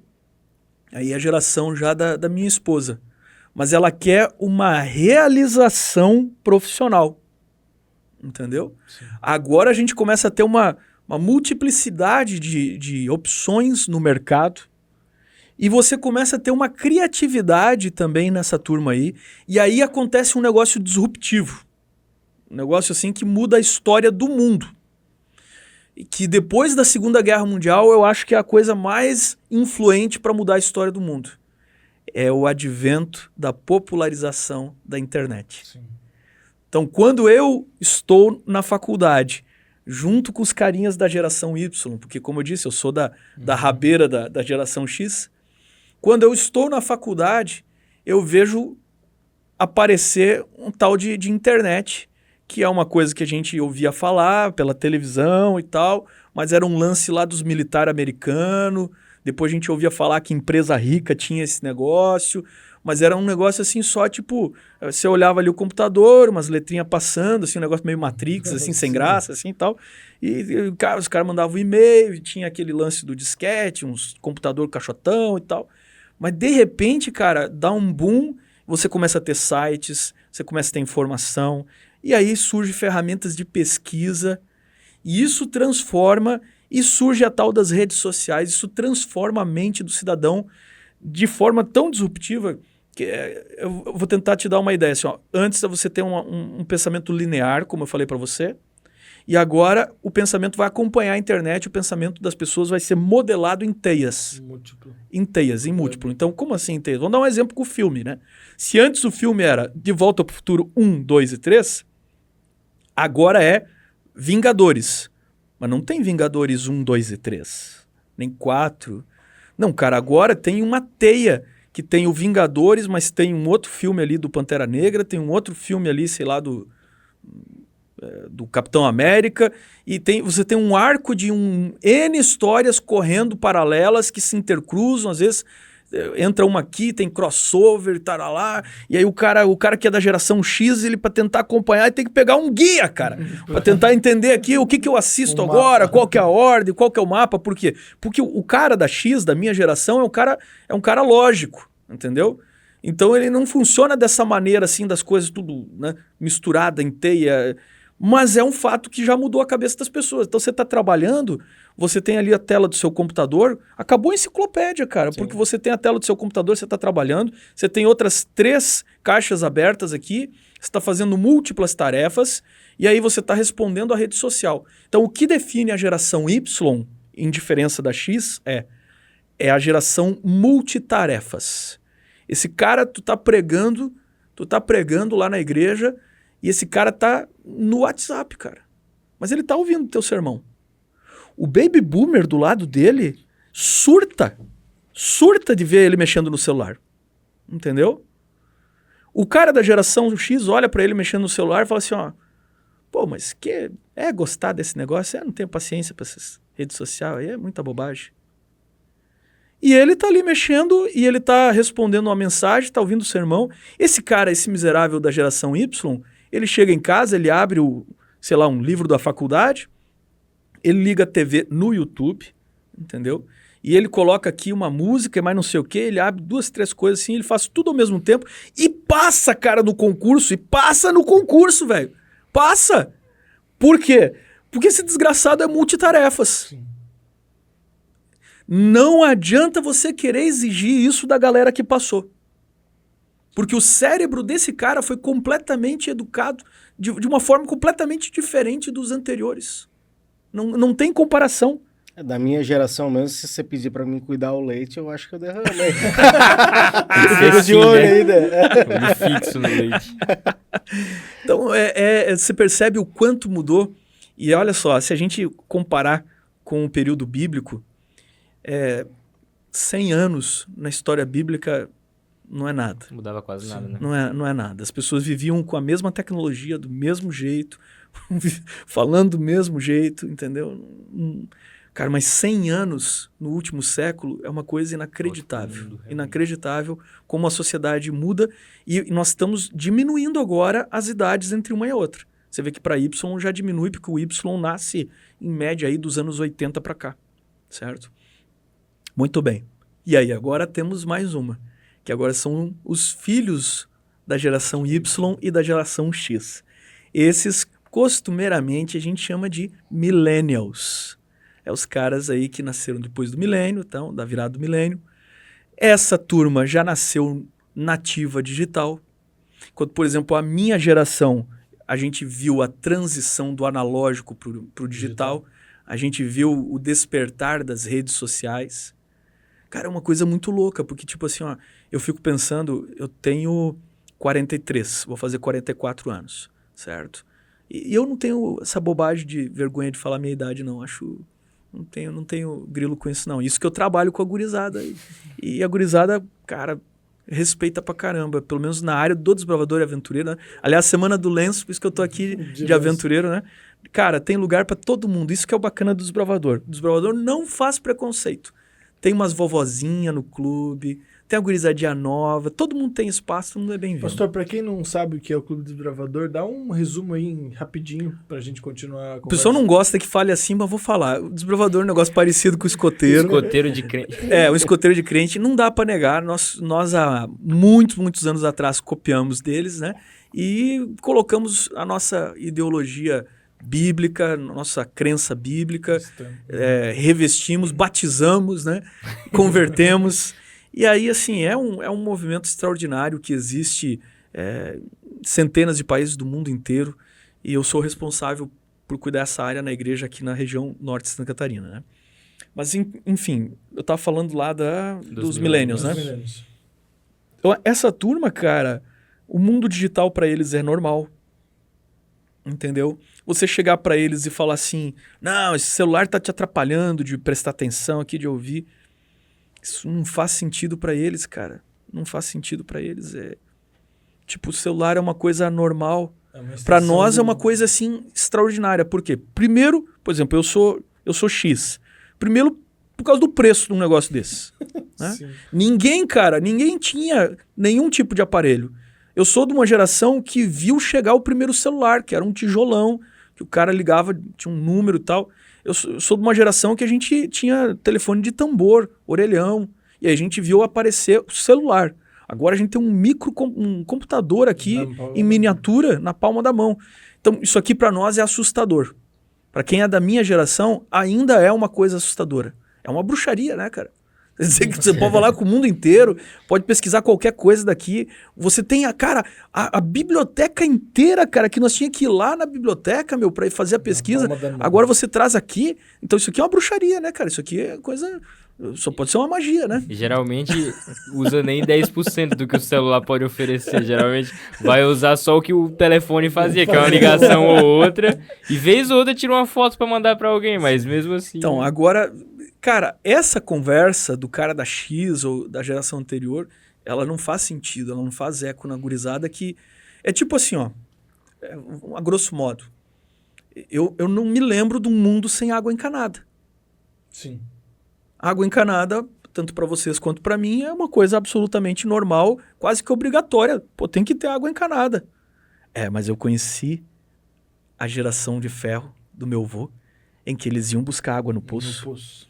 E o banheiro era uma latrina lá longe de casa. Você entendeu? Então, é muito disruptivo. Agora mesmo, a última vez que eu fui à casa do meu avô, depois do sepultamento dele, estava reparando assim, cara, o banheiro da casa do vô ainda era um banheirinho construído anexo à casa. Por que não construiu dentro da casa? Porque cara, por que construiria? Todo mundo fazia o banheiro lá fora, lá no fundão do quintal. Cara, por que construiria aqui dentro de casa? Você tá entendendo? Então, essa é a dificuldade que algumas pessoas têm de conversar umas com as outras. Se eu for conversar com meu avô, eu tenho que entender um momento histórico de que não é uma burrice dele não ter feito o banheiro dentro de casa. Sim. É simplesmente porque não se imaginava diferente no mundo que ele nasceu. Você entendeu? Então isso é colocar-se nos sapatos do outro e compreender o outro. Essa geração, por exemplo, mais nova aí, eles têm uma capacidade de aprendizado muito desenvolvida, são rápidos para pegar as coisas.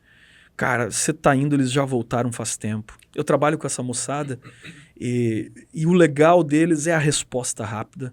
Então eles têm uma resposta muito rápida. Eles têm uma criatividade muito boa, certo? Não sei se melhor que a galera da minha e da minha esposa, porque... Diferente, né? Mas é uma criatividade muito boa dentro das ferramentas que eles têm hoje. Eu acho que eles criam coisas porque, na verdade, interessantíssimas. Na verdade, eu acho que eles sabem usar as ferramentas. Sim, exato. A mesma forma que provavelmente alguém da tua geração tem uma facilidade para fazer coisas manuais muito maior. Tipo a de meu pai. Meu pai manobra um bitrem assim de uma maneira espetacular. É absurdo assim a forma como ele manobra um bitrem. Tipo, para alguém da minha geração que mal dirige um carro. Agora...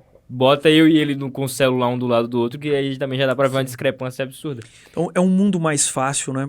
Por exemplo, cara, a minha geração...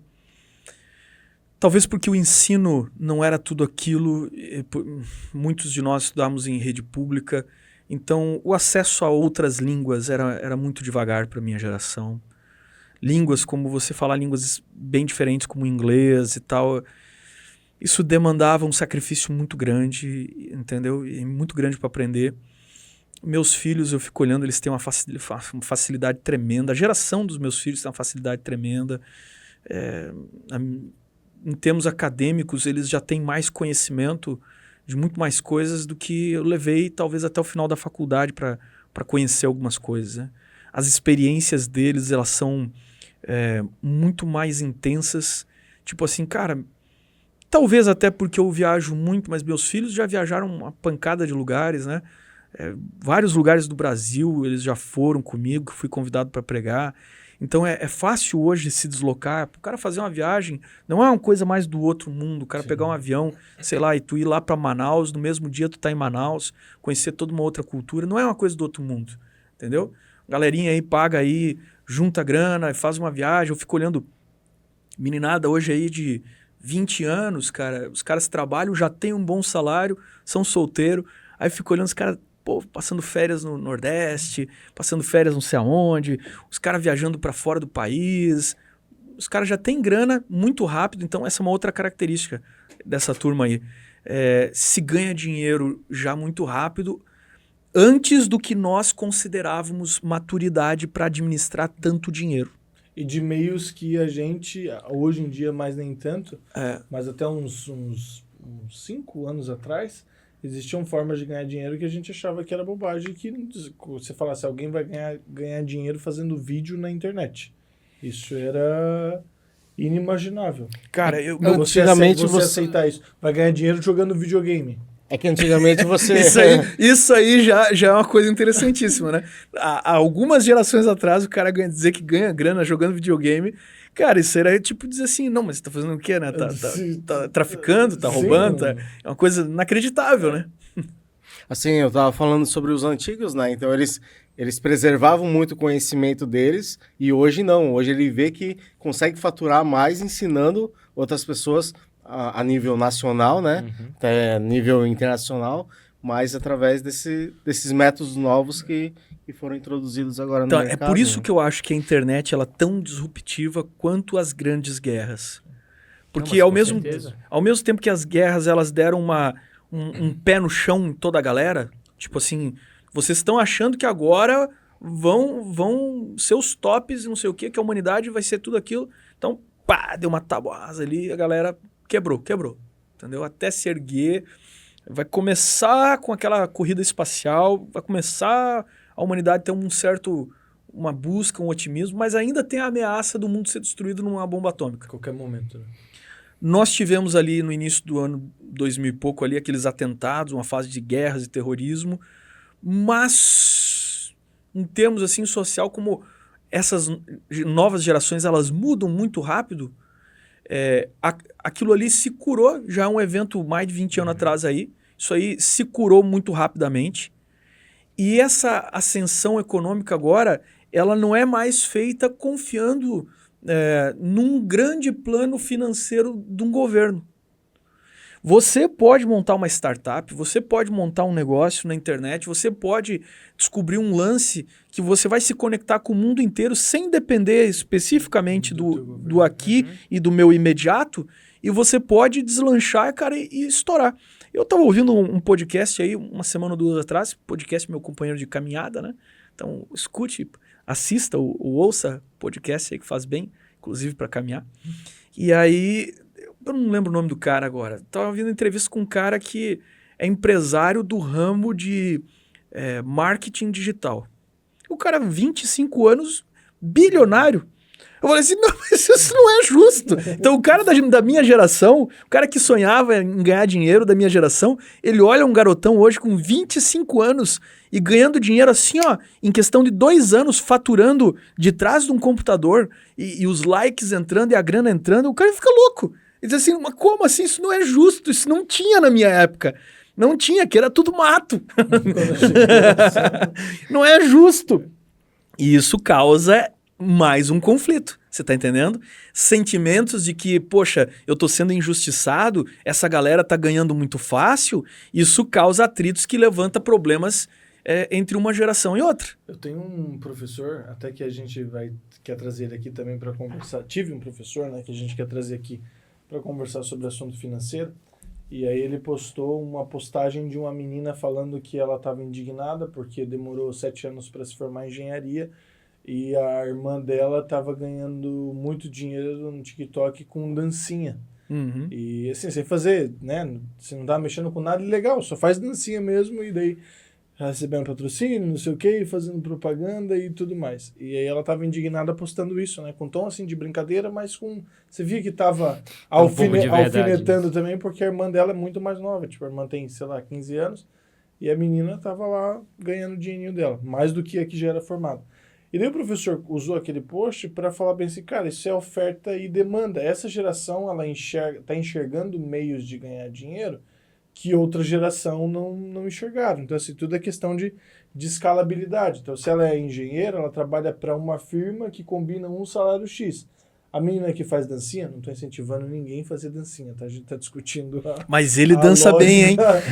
Ele dança bem. Ele mostrou aqui pra Ele gente, né? dança bem. A gente tá- Inclusive, depois vocês pedirem aí. E aí ele falou bem assim, só que essa menina que tá dançando, ela tá usando de uma coisa que é chamada escalabilidade. Então lá na dancinha dela, ela consegue atingir muito mais pessoas e tudo mais. E daí ele deu uma aula ali de oferta e demanda para aquilo ali. Então é uma geração que é muito antenada nesse cara, tipo de coisa. Você imagina o sentimento de traição de uma geração que queria ganhar grana e aí falou assim, cara, eu vou me arrebentar, vou fazer faculdade, eu vou fazer o que for preciso, vamos lá, é doutorado, vamos aprender inglês e tal e tal. E depois que eu tiver todos esses quadrinhos, esses diplomas na parede, aí os caras têm que me pagar o salário que eu mereço. E aí o cara vê uma galera fazendo uma dancinha, cara, e ganhando muito mais dinheiro. Cara, o cara vai à loucura. O cara que é dessa geração, ele vai à loucura e diz assim, ó, não é justo. Mas é uma lição amarga que a minha geração teve que aprender de que o mercado não tá nem aí. Não tá nem aí pro que você fez na sua vida ou o quanto você teve que sofrer para chegar sei lá onde. O mercado não tá nem aí. O mercado quer anunciar e o mercado vai anunciar para quem assistir. E quem conseguir atrair é quem vai se dar bem. Sim. Eu acho que isso é muito um reflexo da geração passada na vida das pessoas. Porque eu tenho certeza que você cresceu ouvindo que pra ser alguém tu teria que fazer uma faculdade. Sim, não, Sim. totalmente. Então, só assim, eu causei uma grande alegria e uma grande decepção pra minha família. A grande alegria foi quando eu entrei na faculdade, a grande decepção foi quando eu larguei a faculdade. Porque eles tinham um valor atrelado à faculdade muito grande. Que a faculdade era a única forma de se dar bem e ganhar dinheiro. Eu voltei agora na Bahia, conversando com um tio meu, e ele já tem, acho que 70 e poucos anos, e ele falou, cara, faça uma faculdade.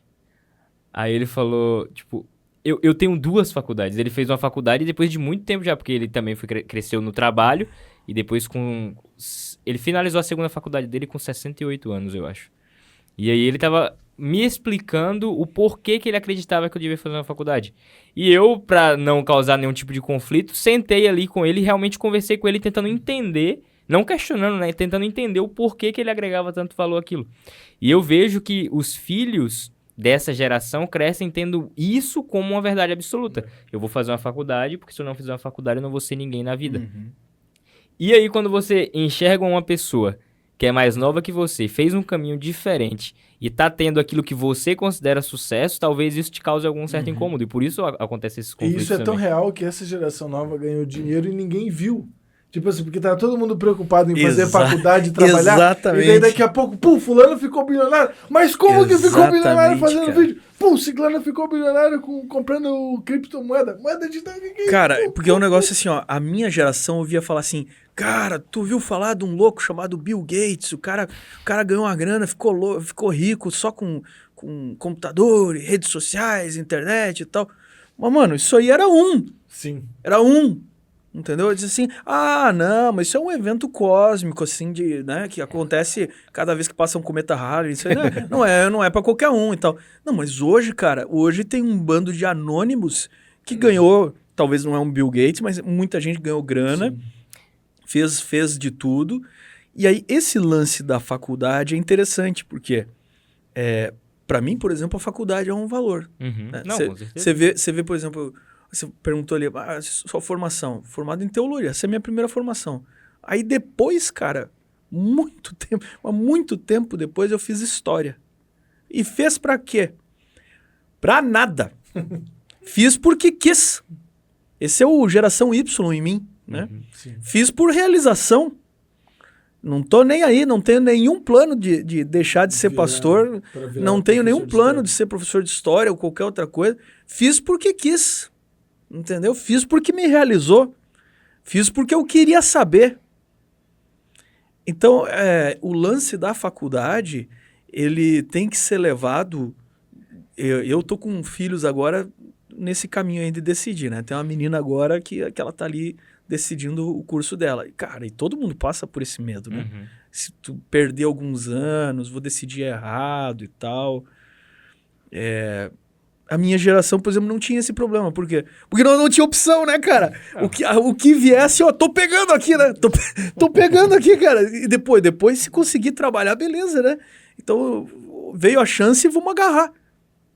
Quando você tem muita oportunidade, às vezes nenhuma parece que é boa pra você. Síndrome do Netflix, isso aí chama. Isso. É síndrome do Netflix. Que é uma característica, o Netflix vai ser um definidor também. O streaming vai ser um definidor de uma característica dessa geração, que é o escolher. Eu tenho tanta opção que eu acabo não escolhendo nada. Todo mundo passa mais tempo escolhendo o filme do que vendo o filme. E aí a gente pode entrar até aqui na questão que são talvez os pontos fracos dos millennials. Então, os pontos fortes são, eles têm habilidades com tecnologia, eles são rápidos, entendeu? Eles têm uma boa criatividade, eles são desenrolados. Veja, por exemplo, eles superaram o que minha geração tinha de problema. A minha geração era marcada por problema com os pais. Isso sempre existe em qualquer momento da história. Mas a deles não. A geração dos meus filhos são tranquilos. Cara, meus filhos são mais conservadores que eu. Você entendeu, cara? Meus filhos adolescentes são mais conservadores que eu. Então, assim, eu tenho tranquilidade total com eles. Era muito diferente a relação minha com os meus pais, entendeu? Era muito diferente, porque era outra época, e todo mundo era assim. Então, eles têm essas qualidades, mas eles têm alguns defeitos. Então, por exemplo, essa dificuldade que você falou de escolher, né? A taça... Tem um ditado que diz o seguinte, né? Que a taça vazia é mais fácil de conduzir que a taça cheia. Tu encher esse copo aqui, cara, até o gargalo, e tu quiser conduzir, tu derrama bem facilzinho. Então, você começa a olhar essa geração deles aí, dos millennials, depois, tem umas coisas que pra minha geração da X são inacreditáveis. Por exemplo, automutilação. Galera com depressão, se machucando. Cara, eu sou de uma geração que a gente corria pra não ser machucado pelos pais. Que os pais moíam a gente a pau. Sim. Entendeu? Botava 2, 3 roupas pra quando apanhar não sentir dor. Tu deu aquela questionada e a gente questionava, porque, pô, a geração do rock and roll questionadora, né? Sim. Deu aquela questionada, cara, vinha cintada, vinha chinelo. Cara, arrepiava. Então a galera já era machucado demais. A galera tentava sobreviver. Aí a gente olha assim, pô, a geração que cresceu sem apanhar, mas eles mesmos se agridem. Sim. Isso, pra nós, da nossa geração, é uma coisa de uma inovação absurda, inaceitável pra nós. Inaceitável, certo? Mas é uma questão psicológica que existe com muitos deles. E não vamos entrar agora nesse aspecto, mas que ocorre com muitos deles, entendeu? Uma outra coisa que é típico desse problema de não conseguir escolher o filme, né, que é o exemplo aqui para nós, é uma geração com quase nenhuma paciência. Sim. Isso é um grande defeito, que faz muito mal para os millennials e é motivo de tremenda ansiedade para eles. E essa ansiedade resulta em várias doenças emocionais. Aí tinha que chamar minha esposa, que é psicóloga, para ela bater um papo com vocês aí e falar sobre esse tipo de coisa. Mas essa ansiedade, ela é potencializada justamente pela maior ferramenta deles, que é a internet, especialmente o celular. Não que o celular seja maligno, todo mundo sabe que é o que você faz com a ferramenta, né? Mas ela é uma ferramenta muito rápida. E ela não desenvolve a paciência em você. Cara, para tu chegar lá e baixar 30 livros da prateleira, procurar referência, mano, e anotar aqui numa citação, e aí botar em ordem, depois passar esse negócio a limpo, para um universo que eles copiam e colam, cara, não tem como você dizer que esse pessoal desenvolveu paciência. Não tem paciência. Não tem paciência. Um mundo do streaming, cara, que você não assiste propaganda, né? A venda comercial é do outro jeito. Ou como é que eu assisti filme na minha época? Saía o De Volta pro Futuro 2. Locadora. Cara, daí tu ficava... Locadora e tal depois, né? Mas primeiro você ficava esperando dar a TV aberta, né? Porque era a única acessibilidade. Aí quando dava, a galera... Pô, parava tudo pra assistir. Aí você assistia assim, nossa, cara, que filme legal. E agora o próximo? Pô, só daqui a um ano, cara. Ou mais. Ou mais, cara. Então, assim, ó, depois tu desligava a TV, vida que seguia e tinha paciência. Agora não, eu vejo os caras assim, não, tem aqui o spoiler do filme e fulano vazou aqui as imagens da filmagem do próximo e tarará. Cara, isso é um ritmo de viver que vai... Você não percebe, mas isso vai gerando uma ansiedade. E as redes sociais, elas são especialmente para essa galerinha mais nova, um fator de importunação constante, porque no passado era assim, ó, mano, tu chegava na escola, tu batia um papo com teus brother ali, jogava uma bola, conversava com as meninas, tal, não sei o quê, ia na igreja, voltava para casa... Casa em casa, acabou. A vida que segue aqui, tarefa, isso, aquilo e tal. Agora não, cara. O WhatsApp, ele te segue. Ele te inferniza. Ele vai noite adentro. Vai noite adentro. Eu mesmo que trabalho com isso, eu tenho que me policiar constantemente para impor horários que eu não vou mais responder pessoas, porque eu trabalho numa função que eu trabalho em tempo integral. Mas se eu não der um corte em alguns momentos, cara... Eu me pego ali fazendo a refeição com a família e tô respondendo. Me pego ali indo dormir e ainda tô respondendo. E não tem fim. Então você imagina que você está usando isso para o trabalho, mas essa nova geração acaba usando muitos não para o trabalho, mas para absorver conteúdos que às vezes vai piorar ainda mais essa situação de paciência. Mas aí que eu digo, ele te rouba a vida nos blocos que a vida tem que ter. Sim, ele não respeita nada desse espaço que as coisas deveriam ter. Quando você estava citando a diferença de uma geração e outra, e como a gente assimila informações de modo diferente, eu lembrei que eu fui ler um livro ano passado, e aí eu achei uma versão original da época que o cara escreveu, muitos anos atrás. E daí eu resolvi comprar a versão original. Eu falei, não, se esse livro chegou até aqui é porque é bom, eu quero ler a versão que o cara escreveu mesmo. Aí tava lendo lá em um determinado capítulo, ele fala sobre o poder do ensino à distância. E eu lendo isso no mundo pós-pandemia, onde todo mundo teve que estudar à distância, eu falei, mas isso aqui é óbvio. Virei a página.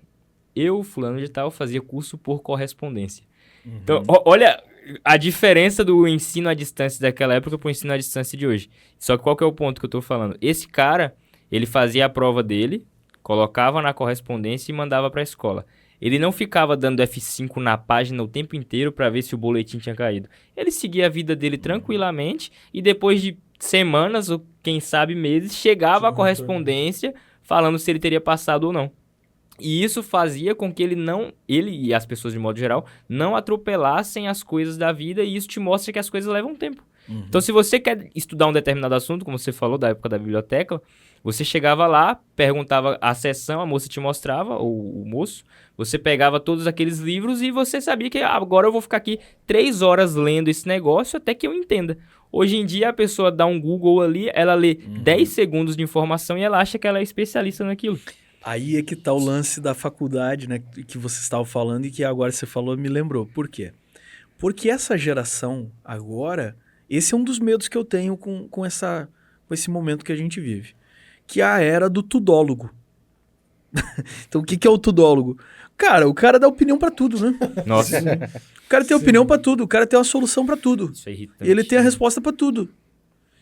Então, mano, tem que ter coisas que você tem que baixar a cabeça e dizer, ó, cara, disso aí eu não entendo nada, bicho. Não entendo nada disso aí, cara. Isso eu vejo que é a gente tem falado aqui, né, de pontos positivos e negativos em todas as gerações. Então, não livramos ninguém, né? Falamos de todo mundo.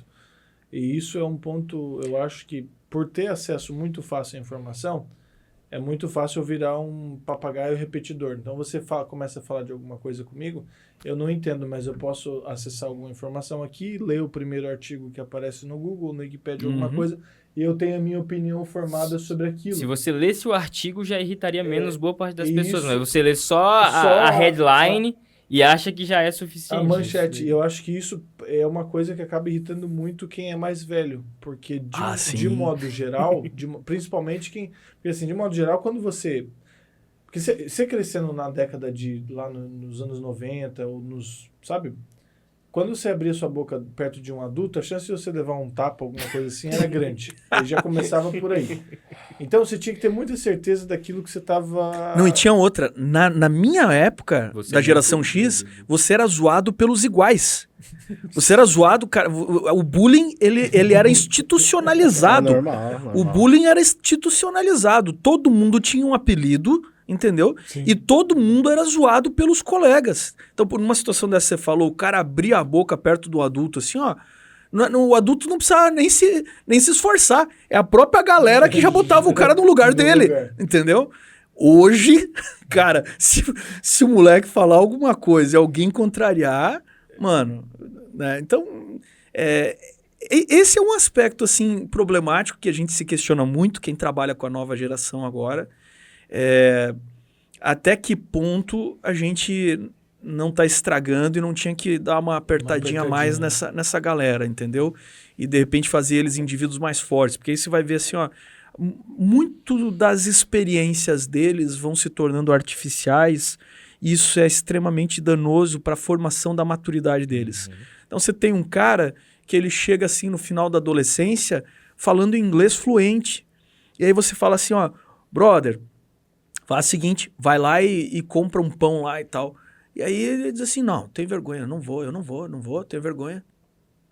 Atende essa ligação aqui Cara, pra mim. como é que você me explica que uma geração que conversa com o mundo inteiro, o cara joga, sei lá que jogo de videogame em inglês com um cara que mora na Inglaterra e com outro cara que mora lá em Hong Kong, e aí ele tem vergonha de comprar pão, cara, entendeu? Então, é uma coisa, por exemplo, que a gente sempre trabalhou com os nossos filhos, para eles terem experiências reais. Então, vai ali, faz tal coisa, vai ali, conversa com aquele ali. Ah, mas... Não, vai ali por quê? Porque se você conversar com um adulto, você vai adquirir o vocabulário dos adultos e de outras pessoas estranhas à nossa família que tem outras palavras. Você vai se enriquecer com isso. Então, você fica aqui, escuta a conversa do vô, fica aqui, escuta a conversa de todo mundo, porque você vai adquirindo o vocabulário, você vai adquirindo experiências da vida dos outros. Mas isso é uma coisa real, que você tem que vivenciar, que você tem que experimentar. A internet, ela tem N vantagens, entendeu? Que a gente não precisa enumerar, todos sabemos e concordamos, mas a vida real, ela continua sendo vida real. Então, você olha... Deu certo até agora, Você quer ver um negócio que eu acho que a nossa galera tem vantagem pra molecada de hoje? Cara, a molecada de hoje não sabe namorar, cara. Cara, os caras são devagar, cara. Os caras são devagar. Hoje, no nosso trabalho, a gente não tá nem proibindo os caras de namorar. Nós estamos torcendo, incentivando, e os caras não vão, as meninas ficam esperando ali, os caras não tomam iniciativa. Cara, a galera da geração X, a galera já tava conversando e conhece a fulana e não sei o quê, entendeu? O pessoal agora é vergonha. Os caras têm medo de sentar do lado da menina e não ter papo, cara. E às vezes não tem mesmo. Entendeu? Esse é que é o bizarro, né? E não tem mesmo. Por quê? Porque a experiência não é real. E a experiência real, isso, quem estudou internato adventista, por exemplo, isso é muito clássico. Quando você chega no internato adventista, no caso faculdade e tal, na minha época, você ia pro internato, os caras diziam assim, ó, aqui dentro pode namorar. Aí nós, Pode, mas é que é um outro namoro. Um namoro você senta do lado e conversa. Senta do lado. Então a galera tinha que aprender a conversar. E um casamento não vai durar, cara. Um relacionamento não vai durar se o pessoal não sabe conversar. Então essa é uma preocupação que nós que trabalhamos nesse ramo de novas gerações, a gente tem de não ser falho na educação da próxima, de que sejam pessoas que saibam conversar. E é o propósito desse programa aqui, que você saiba conversar com todas as pessoas. Então, você sentou do lado de um vozinho de 90 anos, qual é o papo que você tem com um vô desse? Entendeu? Você senta com um baby boomer, um ex-hippie, qual é o papo para ter com esse pessoal aí? Entendeu? Sim. Você senta com a galera da minha idade, qual é a conversa? Então, existe uma caminhada maior para quem é mais velho, que é assim, ó. Quem é mais velho tem a obrigação de ter mais paciência. Por quê? Porque nós já tivemos a idade deles e nós entendemos as dificuldades que eles têm de se comunicar. Logo, nós temos mais tempo de cancha, né, e temos mais maturidade. E por ter mais maturidade, eu tenho que ter mais paciência com essa fase deles de aprendizado. E aí entra naquilo que a gente leu lá no começo, né? O versículo falando assim, nós ensinaremos para a próxima geração os feitos que Deus fez. Isso. Por outro lado, a galera mais nova, ela deve ter sempre uma perspectiva com o mais velho, que é o seguinte: escuto primeiro, aprendo a digerir o que eu escutei, para depois pensar se vale a pena eu falar alguma coisa. Sim. Que há um ditado lá na minha terra que diz assim, ó, com um homem velho não se discute. Com um homem velho não se discute. Você entendeu? Você não ensina truques novos a cachorro velho. Então, eu sento, escuto, vou digerir e vou ver se eu falo alguma coisa ou não. E isso se chama respeito. Isso se chama respeito. E entender que ele, melhor ou pior do que eu, ele já passou por onde eu estou querendo passar. Então isso se chama respeito. Uma coisa que, e aí é pra gente ir encerrando, se encaminhando pro final, uma coisa que uma frase que eu sempre levo muito, que me marcou muito, que eu escutei, que é assim, ó, contra frutos não há argumentos, né? Que tem aquela contra fatos não há argumento. Eu escutei uma vez assim, contra frutos não há argumento. Então, independente da idade da pessoa que você está conversando, se você tem algo para apresentar, de fato mesmo, um fruto verdadeiro de alguma coisa, é difícil você não encontrar alguém que queira te ouvir. O que eu mais vi na minha vida de brigas geracionais entre gerações é de pessoas agarradas naquilo que elas acreditam que é o certo, sem nunca ter testado. Quer dizer, o meu é melhor porque eu sou mais novo, sou mais inteligente, sou mais antenado. Você é o velho pai, é chato que não sabe de nada. E aí nenhum dos dois se dá a oportunidade para ouvir, que eu acho que essa é uma parte bem importante desse processo de comunicação, porque a comunicação não é feita só por alguém falando, ou duas pessoas falando ao mesmo tempo, um querendo falar mais que o outro, mas um falando e o outro ouvindo, mas ao mesmo tempo, você ter alguma coisa para mostrar, nem que seja um plano bem feito, e agora falando no conceito de, isso é bem para a igreja mesmo, eu acho que você consegue mais resultado e sucesso nas suas empreitadas. Porque eu já, por exemplo, passei por situações onde vi propostas muito boas serem jogadas, assim, descartadas já de cara, por terem sido mal formuladas para gerações mais velhas. Sabe, assim, de chegar assim, não, eu acho que vamos fazer tal coisa, mas por que não? Porque isso é melhor do que o que vocês estão fazendo. Então, essa comunicação chega de forma muito abrupta e chega de forma sem... Porque, como você falou, a geração geração X, ela é muito lógica. Então, dificilmente você vai encontrar uma barreira quando você chega assim, ó, a gente bolou esse plano de evangelismo aqui. Vamos botar uma decoração diferente lá no púlpito, lá na igreja, porque a gente vai convidar uma galera mais jovem e essa galera vai se sentir mais em casa, tal, não sei o quê, porque isso, aquilo, outro. Eu duvido que isso seja descartado de cara, assim, sabe? O que geralmente acontece não, a gente vai fazer assim porque a gente entende, a gente sabe, a gente é o tudólogo, e vocês são os velho paia e que não sabe de nada, então tem que ser dessa forma. Então é uma lição que eu trago comigo, que é essa questão do tentar mostrar os frutos de uma forma não agressiva na minha comunicação. Tu tinha feito uma pergunta antes sobre como que o jovem poderia estar ganhando o espaço dele, e você tinha falado sobre isso anteriormente, sobre justamente como que na sua geração você ganhava o espaço trabalhando, e eu acho que tem muito disso. Tem muita gente que fala, tipo, o meu clube aqui na igreja não tem reconhecimento, o meu clube aqui não é apoiado, o meu clube aqui isso e aquilo. Ou meu projeto evangelístico, qualquer forma. coisa nesse sentido. A gente quer fazer tal coisa, mas não tem apoio. Eu acho que a melhor forma de você realmente ganhar apoio é você pensar sobre como que aquela pessoa pensa e como que ela entende informação. Porque às vezes você tá dando uma informação, mas aquela pessoa entende informação de uma forma diferente. Então, por exemplo, alguém da tua geração só vai entender que o Clube de Desbravadores merece ser valorizado quando ela vê o Clube de Desbravadores arregaçando a manga e fazendo um serviço prático ali na igreja. Porque às vezes a gente já tem um projeto muito bem estruturado falando sobre a parte filosófica, por exemplo. Se a criança entrar aqui, a gente vai converter essa criança. Ou a gente vai melhorar a vida dessas famílias. Só que vai ter um irmão que, se ele não vê desbravador na recepção, se ele não vê desbravador no louvor, atuando de forma ativa realmente naquilo ali, ele não vai apoiar o clube de forma alguma. Eu acho que um dos sucessos que a gente tem ali na igreja, graças a Deus, um clube que é realmente apoiado e valorizado na igreja, se dá o fato de que a gente sabe como mostrar o trabalho para a igreja. Então, vai ter um programa aqui e o Clube dos Desbravadores vai apoiar. Então, beleza, vai ter desbravador no louvor, vai ter desbravador na recepção, vai ter desbravador na oferta, vai ter desbravador fazendo tudo isso. A gente não deixa de fazer o trabalho do clube, mas pelo fato de estar inserido na realidade daquelas pessoas, a gente também ganhou esse destaque.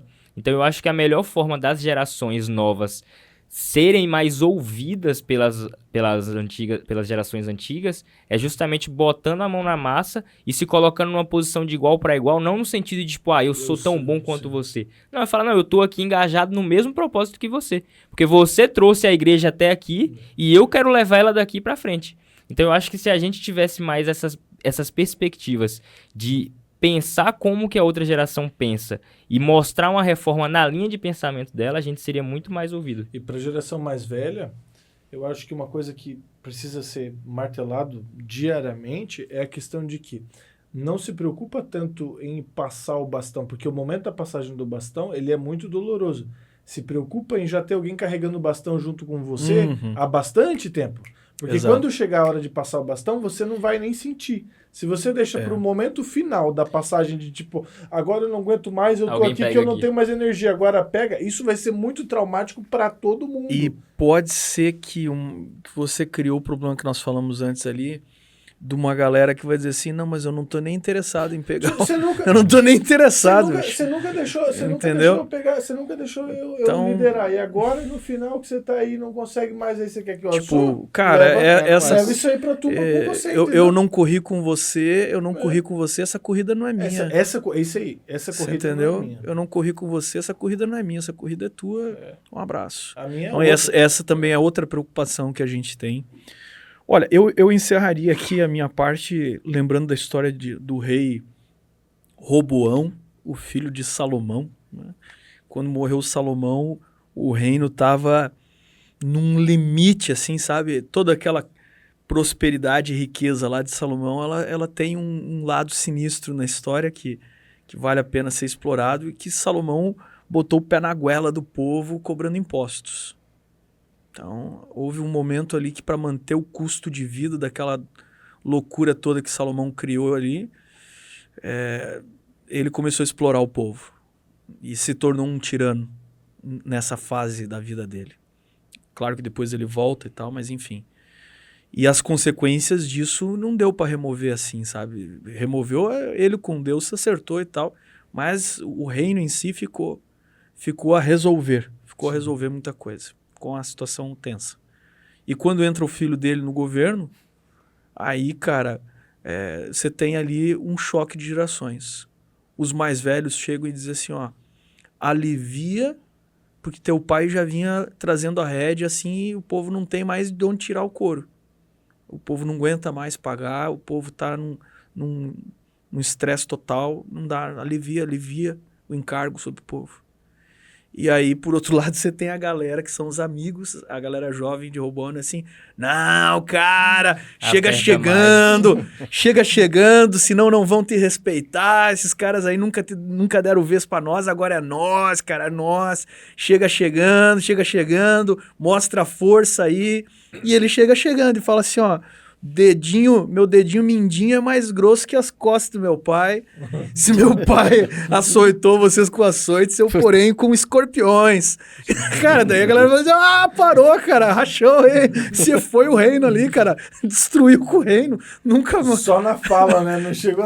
Cara, acabou com o reino ali, né, cara? E por que isso? Foi porque ele ouviu os mais jovens? Alguém poderá dizer assim, ó, é porque ele ouviu um bando de cara que não tinha experiência. Mas peraí, esses caras que não tinham experiência, eles não eram adolescentes. Esses caras, os jovens que aconselharam ele, eram todos uns caras de 30, 40 anos. Uhum. Você entendeu? Não são jovenzinhos assim da classe de jovens da igreja. Sim. Esses caras eram caras da minha idade. O que deu errado ali? Se você tentar fazer uma igreja para uma só geração, já deu errado. Essa aqui vai ser a igreja dos jovens. Pô, isso aí já nasceu errado. Isso aí já nasceu errado. Essa aqui é o pessoal mais velho. Já nasceu errado, cara. A Bíblia sempre trabalhou com o conceito de todos, de uma igreja para todos.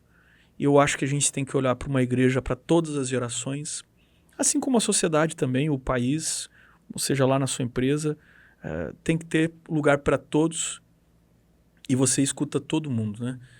Eu trabalho com um público de novas gerações. Quando a gente vai programar eventos, vocês já participaram dos meus eventos e tal, eu tenho minhas pesquisas de mercado, né? Que eu chamo de pesquisa de mercado. Mas são pessoas de todas as gerações. Mesmo as criancinhas, eu vou testando algumas coisas e tal, para ver se, olha, será que isso aqui a criançada curte esse tema, curte esse detalhe e tal? Isso aqui está dando certo? Digo, e os pais, como é que vão receber essa conversa? Frequentemente eu tenho que... Às vezes eu chego numa igreja, eu dou uma olhadinha assim, o que vai pregar hoje, pastor? Digo, peraí que eu tô decidindo aqui.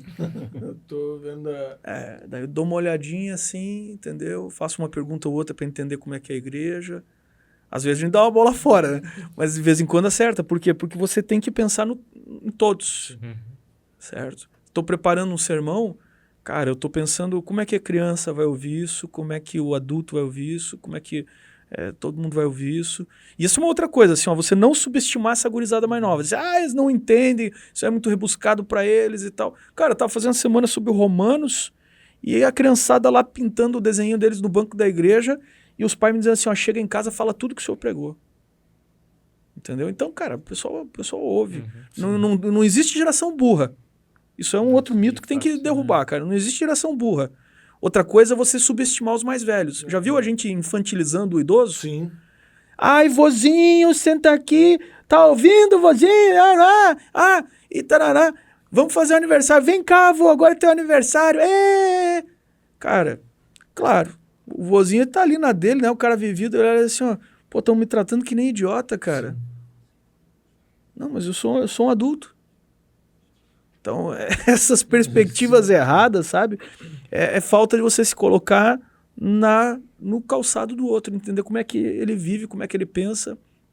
Uma criança não é tola, o idoso não é infantil, não deve ser tratado como criancinha, entendeu? E os adultos têm as suas características como são e vão mudando, têm suas crises, como também os adolescentes têm suas crises, e a igreja tem que ser pensada para todos. É isso. Vamos com todos para o céu, né? Muito bom, pastor. A gente tem que olhar para as pessoas com os olhos de Cristo.